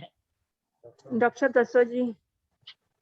एक बड़ी कॉमन साइकोलॉजिकल प्रॉब्लम है कि जो ਅਸੀਂ ਕਿਸੇ ਨਾਲ ਬਹੁਤ ਵਧੀਆ ਸੱਚੇ ਮਨੋਂ ਨਿਭਾਉਂਦੇ ਰਹਿੰਦੇ ਆ, ਬਹੁਤ ਲੰਬਾ ਸਮਾਂ ਨਿਭਾਉਂਦੇ ਆ, ਔਰ ਕੋਈ ਸਮਾਂ ਜ਼ਿੰਦਗੀ 'ਚ ਇਸ ਤਰ੍ਹਾਂ ਦਾ ਆਉਂਦਾ ਕਿ ਉਹ ਬੰਦੇ ਸਾਨੂੰ ਸਪੋਰਟ ਕਰਨ ਦੀ ਥਾਂ ਤੇ ਸਾਡੇ ਬਰਾਬਰ ਆ ਕੇ ਖੜੇ ਹੋ ਜਾਂਦੇ ਨੇ, ਜਾਂ ਸਾਨੂੰ ਜਿਹੜਾ ਉਹ ਸਪੋਰਟ ਕਰਨ ਦੀ ਥਾਂ ਤੇ ਅਪੋਜ਼ ਕਰਨ ਲੱਗ ਜਾਂਦੇ ਨੇ, ਤੇ ਬੜਾ ਡਿਸਅਪੁਆਇੰਟਿੰਗ ਸਮਾਂ ਹੁੰਦਾ ਹੈ। ਔਰ ਇਹ ਓਬਵੀਅਸ ਹੀ ਹੈ, ਹਿਊਮਨ ਨੇਚਰ ਮੁਤਾਬਕ ਇਹ ਦੁੱਖ ਲੱਗਣਾ, ਇਹ बुरा लगना एक कुदरती है। बट गल फिर जिहड़ी असल च सानू ये होना इस तरह चाहिए कि, क्योंकि ना मान लो एक बच्चा है, उन्होंने असीं पहला मोबाइल लैके देने आ, मोबाइल लैके दिता तो बच्चे ने वो मोबाइल के उत्ते पढ़ाई के नाल नाल कुछ गेमां खेडनियां शुरू कीतियां, पर उहदी जदों असीं देखदे हां कि पढ़ाई के नाल नाल जद तक तो गेम खेड रहा फिर तो ठीक है, पर जे ਉਹਦੀ गेम पढ़ाई के उत्ते भारी होनी शुरू हो गई है, वो सिर्फ गेम खेड रहा पढ़ाई नहीं करता, तो माँ बाप की करनगे कि माँ बाप ਉਹਦੇ ਕੋਲੋਂ मोबाइल खो लैणगे और वो मोबाइल खो के ਉਹਦੇ ਕੰਨ ਤੇ ਚਪੇੜ भी मारनगे। बच्चे ਨੂੰ बड़ा बुरा लगेगा कि मेरे ਕੋਲੋਂ इदां क्यों कीता। बस यही समझ लो कि ਜਦੋਂ ਅਸੀਂ ਕਿਸੇ ਰਿਸ਼ਤੇ ਦੇ ਵਿੱਚ ਲੋੜ ਤੋਂ ਵੱਧ ਇਨਵੋਲਵ ਹੋ ਰਹੇ ਹਾਂ, और रिश्ता सानू परमात्मा ਨੂੰ ਭੁੱਲਣ ਦਾ ਸਬਬ ਬਣਦਾ ਜਾ ਰਿਹਾ, ਮੋਹ 'ਚ ਪਰਿਵਰਤਿਤ ਹੁੰਦਾ ਜਾ ਰਿਹਾ, ਤੇ ਜਿਨ੍ਹਾਂ ਤੇ ਗੁਰੂ ਸਾਹਿਬ ਬਹੁਤ ਤਰੁੱਠਦੇ ਨੇ ਨਾ, ਤੇ ਫਿਰ ਉਹਨਾਂ ਦੇ ਉਸ ਰਿਸ਼ਤੇ ਨੂੰ ਤੋੜ ਦਿੰਦੇ ਨੇ। ਇਹ ਮੇਰਾ ਨਿੱਜੀ ਤਜਰਬਾ ਹੈ। ਜਦੋਂ ਅਸੀਂ ਕਿਸੇ ਰਿਸ਼ਤੇ ਤੋਂ ਬਹੁਤ ਵੱਡੀ ਸੱਟ ਖਾਂਦੇ ਆ ਨਾ, ਉਸਦੇ ਉਹ ਰਿਸ਼ਤੇ ਦਾ ਕਸੂਰ ਨਹੀਂ ਹੁੰਦਾ, ਉਹ ਗੁਰੂ ਸਾਹਿਬ ਦਾ ਭਾਣਾ ਹੁੰਦਾ, ਗੁਰੂ ਸਾਹਿਬ ਦੀ ਕਲਾ ਹੁੰਦੀ ਹੈ। ਗੁਰੂ ਸਾਹਿਬ ਕੀ ਕਰਦੇ ਨੇ ਕਿ ਸਾਨੂੰ ਕਹਿੰਦੇ ਨੇ ਵੀ ਕਿਹੜੇ ਤੂੰ ਰਿਸ਼ਤਿਆਂ ਦੇ ਵਿੱਚ ਫਸਿਆ ਆ, ਤੇਰੇ ਜੀਵਨ ਭਲੀ ਪ੍ਰਾਪਤ ਮਾਨਕ ਤੇ ਹਰੀਆ ਗੋਬਿੰਦ ਮਿਲਣ ਕੀ ਇਹ ਤੇਰੀ ਕਰਿਆ, ਤੂੰ ਪਰਮਾਤਮਾ ਵਾਲੇ ਪਾਸੇ ਲੱਗ ਛੱਡ। ਕੋਈ ਵੀ ਰਿਸ਼ਤਾ ਜਦੋਂ ਤੁਹਾਡਾ ਦਿਲ ਤੋੜਦਾ ਹੈ, ਕੋਈ ਵੀ ਰਿਸ਼ਤਾ ਜਦੋਂ ਤੁਹਾਨੂੰ ਸੱਟ ਮਾਰਦਾ ਨਾ, ਉਹ ਰਿਸ਼ਤਾ ਨਹੀਂ ਕਰ ਰਿਹਾ ਹੁੰਦਾ, ਉਹ ਗੁਰੂ ਸਾਹਿਬ ਕਰ ਰਹੇ ਹੁੰਦੇ ਨੇ। ਤੇ ਉਹਨੂੰ ਭਾਣਾ ਮੰਨੋ ਔਰ ਆਪਣੇ ਆਪ ਨੂੰ ਕਹੋ ਵੀ ਭਲਾ ਹੋਇਆ ਮੇਰਾ ਚਰਖਾ ਟੁੱਟਾ, ਜਿੰਦ ਜੱਗੋਂ ਛੁੱਟੀ, ਵਧੀਆ ਹੋ ਗਿਆ ਵੀ ਮੇਰਾ ਜਿਹੜਾ ਰਿਸ਼ਤਾ ਟੁੱਟ ਗਿਆ। ਕੀ ਪਤਾ ਰਿਸ਼ਤਾ ਮੇਰੀ ਜ਼ਿੰਦਗੀ ਦੀ ਰੁਕਾਵਟ ਸੀ ਜਿਹੜਾ ਗੁਰੂ ਸਾਹਿਬ ਨੇ ਤੋੜਿਆ। ਕਿਉਂਕਿ ਦੇਖੋ ਕਿਸੇ ਵੀ ਬੰਦੇ ਤੋਂ ਲੋੜ ਤੋਂ ਵੱਧ ਲਾਇਲਟੀ ਦੀ ਉਮੀਦ ਰੱਖਣਾ, ਹਰ ਇੱਕ ਬੰਦਾ ਮਨੁੱਖੀ ਸੁਭਾਅ ਦਾ ਹੈ, ਉਹਦੇ ਵਿਚਾਰ ਬਦਲਦੇ ਰਹਿੰਦੇ ਨੇ। ਕਦੀ ਵਾਰੀ ਉਹ ਕਿਸੇ ਦੇ ਪ੍ਰਭਾਵ 'ਚ ਆਉਂਦਾ, ਕਈ ਵਾਰੀ ਹੁੰਦਾ ਜਿੱਦਾਂ ਮੈਨੂੰ ਯਾਦ ਹੈ ਦਰਾਣੀ ਜਠਾਣੀ ਦਾ ਰਿਸ਼ਤਾ ਵੀ ਮੈਂ ਆਪਣੇ ਘਰਾਂ 'ਚ ਵੀ ਇਹ ਚੀਜ਼ ਦੇਖੀ ਹੈ ਵੀ ਜਦੋਂ ਤੱਕ ਉਹ ਇੱਕੋ ਜਿਹੇ ਵੀ ਸੱਸ ਦੇ ਨਾਲ ਲੜਦੀਆਂ ਸੀ ਤਾਂ ਪੂਰੀਆਂ ਇਕੱਠੀਆਂ ਸੀ, ਇੱਕ ਦੂਜੇ ਨਾਲ ਬਹੁਤ ਬਣਦੀ ਸੀ, ਜਾਂ ਭਾਵੇਂ ਉਹ ਨਨਾਣ ਭਰਜਾਈ ਦਾ ਰਿਸ਼ਤਾ ਹੈ। ਪਰ ਇੱਕ ਸਮੇਂ ਤੇ ਆ ਕੇ ਜਦੋਂ ਉਹਨਾਂ ਦੇ ਬੱਚੇ ਵੱਡੇ ਹੋਏ, ਉਹਨਾਂ ਦੀਆਂ ਪ੍ਰਾਇਰਟੀਜ਼ ਚੇਂਜ ਹੋ ਗਈਆਂ ਤੇ ਉਹ ਆਪਸ 'ਚ ਉਹਨਾਂ ਦਾ ਟਕਰਾਅ ਰਹਿਣ ਲੱਗ ਗਿਆ। ਈਵਨ ਮੈਂ ਦੇਖਿਆ ਕਿ ਦਰਾਣੀ ਜਠਾਣੀ ਤਾਂ ਸਕੀਆਂ ਭੈਣਾਂ ਇੱਕੋ ਪਰਿਵਾਰ ਦੇ ਵਿੱਚ ਆਉਂਦੀਆਂ ਨੇ, ਇੱਕ ਸਟੇਜ ਤੇ ਤਾਂ ਇਕੱਠੀ ਟੀਮ ਹੁੰਦੀਆਂ ਨੇ, ਬਾਅਦ 'ਚ ਇੱਕ ਦੂਜੇ ਦੀਆਂ ਸਭ ਤੋਂ ਵੱਡੀਆਂ ਦੁਸ਼ਮਣ ਹੁੰਦੀਆਂ। ਮਤਲਬ ਇਹ ਮੰਨ ਕੇ ਚੱਲਣਾ ਚਾਹੀਦਾ ਵੀ ਦੁਨੀਆ ਦਾ ਕੋਈ ਵੀ ਰਿਸ਼ਤਾ ਜਿਹੜਾ ਨਾ ਉਹ ਪਰਮਾਨੈਂਟ ਨਹੀਂ ਹੈਗਾ, ਉਹਨੇ ਕਿਤੇ ਨਾ ਕਿਤੇ ਟੁੱਟਣਾ ਹੀ ਹੈ। ਉਹ ਜਿਹੜੇ ਨਾ ਮਾਨਵ ਕੀ ਟੇਕ ਬਿਰਤੀ ਸਭ ਜਾਨ ਦੇਵਨ ਕੋ ਇੱਕ ਹੈ ਭਗਵਾਨ, ਕੋਈ ਵੀ ਰਿਸ਼ਤਾ ਸਦੀਵੀ ਨਹੀਂ ਹੈਗਾ, ਨੰਬਰ 1। ਦੂਸਰਾ, ਕਈ ਵਾਰੀ ਸਾਡੇ ਦੁੱਖ ਦਾ ਕਾਰਨ ਇਹ ਹੁੰਦਾ ਕਿ ਅਸੀਂ ਤਾਂ ਇੰਨਾ ਕੀਤਾ, ਅਗਲੇ ਨੇ ਕੁਛ ਨਹੀਂ ਕੀਤਾ ਸਾਡਾ। ਪਹਿਲੀ ਗੱਲ ਤਾਂ ਗੁਰੂ ਸਾਹਿਬ ਉੱਥੇ ਵੀ ਇਸ ਚੀਜ਼ ਨੂੰ ਤੋੜਨਾ ਚਾਹੁੰਦੇ, ਜਿਹੜੀ ਸਾਡੀ ਡੂਅਰਸ਼ਿਪ ਹੈ, ਅਸੀਂ ਕਹਿੰਦੇ ਵੀ ਅਸੀਂ ਕੀਤਾ, ਇਹ ਜਿਹੜਾ ਕਰਤਾ ਭਾਵ ਹੈ ਨਾ, ਜਿਹੜਾ ਸਾਡੇ ਦੁੱਖ ਦਾ ਸਭ ਤੋਂ ਵੱਡਾ ਕਾਰਨ ਹੈ। ਅਸੀਂ ਨਹੀਂ ਕੀਤਾ, ਅਸੀਂ ਪਰਮਾਤਮਾ ਦੇ ਭਾਣੇ 'ਚ ਰਹਿਣਾ, ਅਸੀਂ ਕਰਨਾ ਨਹੀਂ। ਹਾਲਾਂਕਿ ਮੈਂ ਜਿਹੜੀ ਗੱਲ ਕਹਿ ਰਿਹਾ ਮੈਨੂੰ ਪਤਾ ਬੜੀ ਆਈਡੀਅਲਾਈਜ਼ਡ ਗੱਲ ਹੈ ਵੀ ਇਹਨੂੰ ਕਹਿਣਾ ਬੜਾ ਸੌਖਾ ਪਰ ਨਿਭਾਉਣਾ ਬੜਾ ਔਖਾ ਹੈ। ਪਰ ਯੈਸ, ਇੱਕ ਸੱਚਾਈ ਹੈ ਕਿ ਜੋ ਅਸੀਂ ਕਰਤਾ ਭਾਵ ਰੱਖਦੇ ਆ ਵੀ ਮੈਂ ਚੰਗਾ ਕੀਤਾ ਉਹਨੇ ਬੁਰਾ ਕੀਤਾ, ਤੇ ਇਹਦਾ ਮਤਲਬ ਮੈਂ ਚੰਗਾ ਕਰਕੇ ਚੰਗੇ ਦੀ ਉਮੀਦ ਕਰ ਰਿਹਾ ਸੀ, ਜਿਹੜੀ ਨਹੀਂ ਹੋਈ ਤੇ ਮੈਂ ਦੁਖੀ ਆ। ਆਪਣੇ ਦੁੱਖ ਦਾ ਕਾਰਨ ਮੈਂ ਆਪ ਆ, ਨਾ ਕਿ ਅਗਲਾ ਬੰਦਾ ਜਿਹਨੇ ਮੈਨੂੰ ਹਰਟ ਕੀਤਾ। ਮੈਂ ਆਪ ਆ, ਕਿਉਂਕਿ ਮੈਂ ਉਮੀਦਾਂ ਹੀ ਇੰਨੀਆਂ ਵੱਡੀਆਂ ਲਾ ਕੇ ਬਹਿ ਗਿਆ ਸੀ, ਉਮੀਦ ਟੁੱਟਣੀ ਸੀ। ਸੋ ਪਹਿਲੀ ਗੱਲ ਤਾਂ ਇਹੀ ਹੈ ਵੀ ਸਮਝੋ, ਜੇ ਰਿਸ਼ਤਾ ਤੁਹਾਡਾ ਟੁੱਟਿਆ, ਕਿਸੇ ਤਰ੍ਹਾਂ ਤੁਹਾਨੂੰ ਡਿਸਅਪੁਆਇੰਟਮੈਂਟ ਹੋਈ ਹੈ, ਤੇ ਉਹਨੂੰ ਪਰਮਾਤਮਾ ਦਾ ਭਾਣਾ ਕਰਕੇ ਇਹ ਮੰਨੋ ਵੀ ਮੈਂ ਇਧਰੋਂ, ਕਿਉਂਕਿ ਜਦੋਂ ਸਾਡਾ ਦਿਲ ਟੁੱਟਿਆ ਹੁੰਦਾ ਨਾ, ਬੈਸਟ ਟਾਈਮ ਹੁੰਦਾ ਗੁਰੂ ਨਾਲ ਜੁੜਨ ਦਾ। ਨਾਨਕ ਕਚੜਿਆਂ ਸੋ ਤੋੜ, ਢੂੰਡ ਸੱਜਣ ਸੰਤ ਪੱਕਿਆ। ਕੱਚੇ ਜਿਹੜੇ ਰਿਸ਼ਤੇ ਨੇ ਉਹਨਾਂ ਨਾਲ ਤੋੜ ਕੇ ਜਿਹੜਾ ਪੱਕਾ ਰਿਸ਼ਤਾ ਹੈ, ਜਿਹੜਾ ਨਿਭਣਾ ਸਾਡਾ, ਉਹ ਇਹ ਜੀਵਨ ਦੇ ਵਿੱਚ ਨੇ, ਉਹ ਮੋਇਆ ਨਾ ਜਾਈ ਛੋੜ। ਵੀ ਉਹ ਰਿਸ਼ਤਾ ਇਸ ਤਰ੍ਹਾਂ ਦਾ ਜਿਹੜਾ ਜਿੰਦੇ ਜੀ ਵੀ ਟੁੱਟ ਜਾਣਾ। ਇੱਕ ਜਿਹੜਾ ਰਿਸ਼ਤਾ ਹੈਗਾ, ਜਿਹੜਾ ਗੁਰੂ ਨਾਲ, ਜਿਹੜਾ ਸੰਤਾਂ ਨਾਲ ਸਤਸੰਗ ਦਾ ਰਿਸ਼ਤਾ ਹੈ, ਉਹ ਮਰਨ ਤੋਂ ਬਾਅਦ ਵੀ ਨਿਭਣਾ। ਸੋ ਇਸ ਕਰਕੇ ਅਸੀਂ ਕਈ ਵਾਰੀ ਆਪਣੇ ਲਈ ਸਿਚੁਏਸ਼ਨ ਕ੍ਰੀਏਟ ਕੀਤੀ ਹੁੰਦੀ ਹੈ। ਬਾਕੀ ਭੈਣ ਜੀ ਨੇ ਜਿਹੜੀ ਗੱਲ ਕੀਤੀ, ਉਹ ਡੈਫੀਨੇਟਲੀ ਬਹੁਤ ਪੇਨਫੁਲ ਹੁੰਦਾ ਹੈ, ਪਰ ਉਸ ਪੇਨ ਦੇ ਵਿੱਚੋਂ ਦੁੱਖ ਦਾਰੂ ਸੁੱਖ ਰੋਗ ਤੇ ਅਗਰ ਅਸੀਂ ਗੁਰਮੁਖਾਂ ਦੀ ਸੰਗਤ ਦੇ ਨਾਲ ਇਹ ਕਲਾ ਲੱਭ ਲਈਏ ਵੀ ਉਸ ਦੁੱਖ ਦੇ ਵਿੱਚੋਂ ਸੁੱਖ ਦਾ ਰਾਹ ਕਿੱਦਾਂ ਲੱਭਣਾ, ਉਸ ਡਿਸਅਪੁਆਇੰਟਮੈਂਟ ਵਿੱਚੋਂ ਜਿਹੜੀ ਟੁੱਟੀ ਵਾਲੀ ਥਾਂ ਤੇ, ਉਹ ਜਿਹੜੀ ਟੁੱਟੀ ਗੰਢ ਹਰ ਗੋਪਾਲ, ਉੱਥੇ ਪਰਮਾਤਮਾ ਦਾ ਨਾਂ, ਜਿੱਥੋਂ ਸਾਡੀ ਟੁੱਟੀ ਹੈ ਉੱਥੇ ਪਰਮਾਤਮਾ ਦੇ ਨਾਲ ਜੁੜਨ ਦਾ, ਉਹ ਕਿਉਂਕਿ ਟੁੱਟੀ ਹੋਈ ਹੈ ਕੋਈ ਚੀਜ਼, ਉੱਥੇ ਜੁੜਨਾ ਬੜਾ ਆਸਾਨ ਹੈ। ਜੋ ਟੁੱਟਿਆ ਹੈ ਉੱਥੇ ਕਿਸੇ ਹੋਰ ਬੰਦੇ ਨੂੰ ਬਿਠਾਉਣ ਦੀ ਥਾਂ ਤੇ ਉੱਥੇ ਵਾਹਿਗੁਰੂ ਜੀ ਨੂੰ ਬਿਠਾਓ, ਉੱਥੇ ਜਪਜੀ ਸਾਹਿਬ ਦੇ ਪਾਠ ਨੂੰ ਬਿਠਾਓ, ਉੱਥੇ ਮੂਲ ਮੰਤਰ ਨੂੰ ਬਿਠਾਓ, ਉੱਥੇ ਜਿਹੜਾ ਰਿਸ਼ਤਾ ਟੁੱਟਿਆ ਉਹ ਟੁੱਟੀ ਥਾਂ ਤੇ ਜਿਹੜਾ ਉੱਥੇ ਜਿੰਨਾ ਡੂੰਘਾ ਉਹ ਰਿਸ਼ਤਾ ਜੁੜਿਆ ਹੋਇਆ ਸੀ ਨਾ, ਉਹਨਾਂ ਡੂੰਘਾ ਤੁਹਾਡਾ ਪਰਮਾਤਮਾ ਨਾਲ ਜੁੜ ਜਾਏਗਾ। ਵਾਹਿਗੁਰੂ ਜੀ ਕਾ ਖਾਲਸਾ, ਵਾਹਿਗੁਰੂ ਜੀ ਕੀ ਫਤਿਹ ਜੀ। ਵਾਹ ਜੀ ਵਾਹ, ਵਾਹ ਜੀ ਵਾਹ। ਡਾਕਟਰ ਸਾਹਿਬ बहुत अच्छा आंसर मिल गया मिल जी, मैंने बहुत ही अच्छा आंसर मिला। ਡਾਕਟਰ ਸਾਹਿਬ ਇਹ ਹੁਣ ਹੋਰ ਵੀ ਬਹੁਤ ਸਾਰੀ ਸੰਗਤ ਦੇ ਬਹੁਤ ਸਾਰੇ ਕੁਐਸਚਨ ਨੇ ਜੀ। ਕੁਐਸਚਨ ਇੱਕ ਮੇਰਾ ਵੀ ਹੈ, ਪਰ ਅੱਜ ਦੇ ਜਿਹੜਾ ਟਾਈਮ ਹੈ ਉਹ ਇੱਥੇ ਸਮਾਪਤ ਹੈ ਜੀ। ਅਗਰ ਤੁਸੀਂ ਆਗਿਆ ਦਿਓ ਤੇ ਅਗਲਾ ਸੈਸ਼ਨ ਅਗਲਾ ਸੰਡੇ ਵੀ ਇਹਨੂੰ ਕੰਟੀਨਿਊ ਕਰ ਲਿਆ ਜਾਏ ਜੀ। ਤੁਹਾਡੀ ਮੌਜੇ ਟਾਈਮ, ਚਲੋ ਠੀਕ ਹੈ, ਜਿਸ ਤਰ੍ਹਾਂ ਸੰਗਤ ਦਾ ਹੁਕਮ, ਜਿਸ ਤਰ੍ਹਾਂ ਸੰਗਤ। ਵੀਰ ਜੀ, ਕਿਉਂਕਿ ਜਿਹੜਾ ਅੱਜ ਟੌਪਿਕ ਤੁਸੀਂ ਛੇੜਿਆ, ਮਤਲਬ ਅੱਜ ਜਿਸ ਤਰ੍ਹਾਂ ਤੁਸੀਂ ਉਹਨੂੰ ਨਿਭਾਇਆ, ਉਹ ਬੜੀ ਵਧੀਆ ਤਰੀਕੇ ਨਾਲ ਗੁਰਬਾਣੀ ਦੇ ਆਧਾਰ ਤੇ ਬੜੀਆਂ ਪ੍ਰੈਕਟੀਕਲ ਐਗਜ਼ਾਮਪਲਸ ਦੇ ਕੇ ਸਤਿਗੁਰ ਦੀ ਬਖਸ਼ਿਸ਼ ਨੂੰ ਨਾਲ ਲੈ ਕੇ ਉਹ ਸਾਰੀ ਸੰਗਤ ਨੂੰ ਦਿੱਤਾ। ਮੈਨੂੰ ਲੱਗਦਾ ਜੋ ਅੱਜ ਗੱਲਾਂ ਤੁਸੀਂ ਕੀਤੀਆਂ ਨੇ, ਇਨ ਕੇਸ ਉਹਨਾਂ ਨੂੰ ਥੋੜਾ ਜਿਹਾ ਹੋਰ ਇਲੈਬੋਰੇਟ ਕੀਤਾ ਜਾਏ, ਕਿਉਂਕਿ ਸੰਗਤ ਦੇ ਕੁਐਸਚਨਸ ਆਉਣਗੇ ਹੀ ਆਉਣ। ਔਰ ਮੇਰਾ ਵੀ ਇੱਕ ਕੁਐਸਚਨ ਹੈਗਾ ਜਿਹੜਾ ਮੈਂ ਅਗਲੀ ਵਾਰੀ ਸਾਰੀ ਸੰਗਤ ਦੇ ਸਾਹਮਣੇ ਚਾਹਨਾ ਕਿ ਉਹ ਵੀ ਜ਼ਰੂਰ ਉਹਨੂੰ ਸ਼ੇਅਰ ਕੀਤਾ ਜਾਏ, ਤੇ ਤੁਸੀਂ ਆਗਿਆ ਦੇ ਦਿੱਤੀ ਹੈ ਜੀ। ਤੇ ਬਹੁਤ ਬਹੁਤ ਧੰਨਵਾਦ ਤੁਹਾਡਾ। ਥੋੜੇ ਛੋਟੇ ਸ਼ਬਦ ਨੇ ਜੀ, ਰਿਣੀ ਹੈ ਸ਼ੁਕਰ ਤੁਹਾਡੀ ਜੀ। ਸਾਰੀ ਸੰਗਤ ਆਮ ਤੇ ਸੰਗਤ ਕਰਕੇ ਵਿਚਾਰ ਹੋ ਜਾਂਦੀ ਹੈ, ਕੋਈ ਇਹ ਕਿਸੇ ਮੇਰੇ ਨਿੱਜੀ ਵਿਚਾਰ ਨਹੀਂ ਹੈਗੇ। ਆਪਾਂ ਠੀਕ ਹੈ, ਗੁਰੂ ਸਾਹਿਬ ਕਿਰਪਾ ਕਰਨ, ਸੰਗਤ ਦਾ ਸਿਰ ਤੇ ਹੱਥ ਰਵੇ, ਤੇ ਇਹ ਆਪ ਹੀ ਗੱਲਾਂ ਆਪ ਹੀ ਉਹ ਬੁਲਾਉਂਦਾ ਹੈ। ਵਾਹ ਜੀ। ਤੇ ਆਪਾਂ ਇਹਨੂੰ ਅੱਗੇ ਵਾਹਿਗੁਰੂ ਜੀ ਕਾ ਖਾਲਸਾ, ਵਾਹਿਗੁਰੂ ਜੀ ਕੀ ਫਤਿਹ।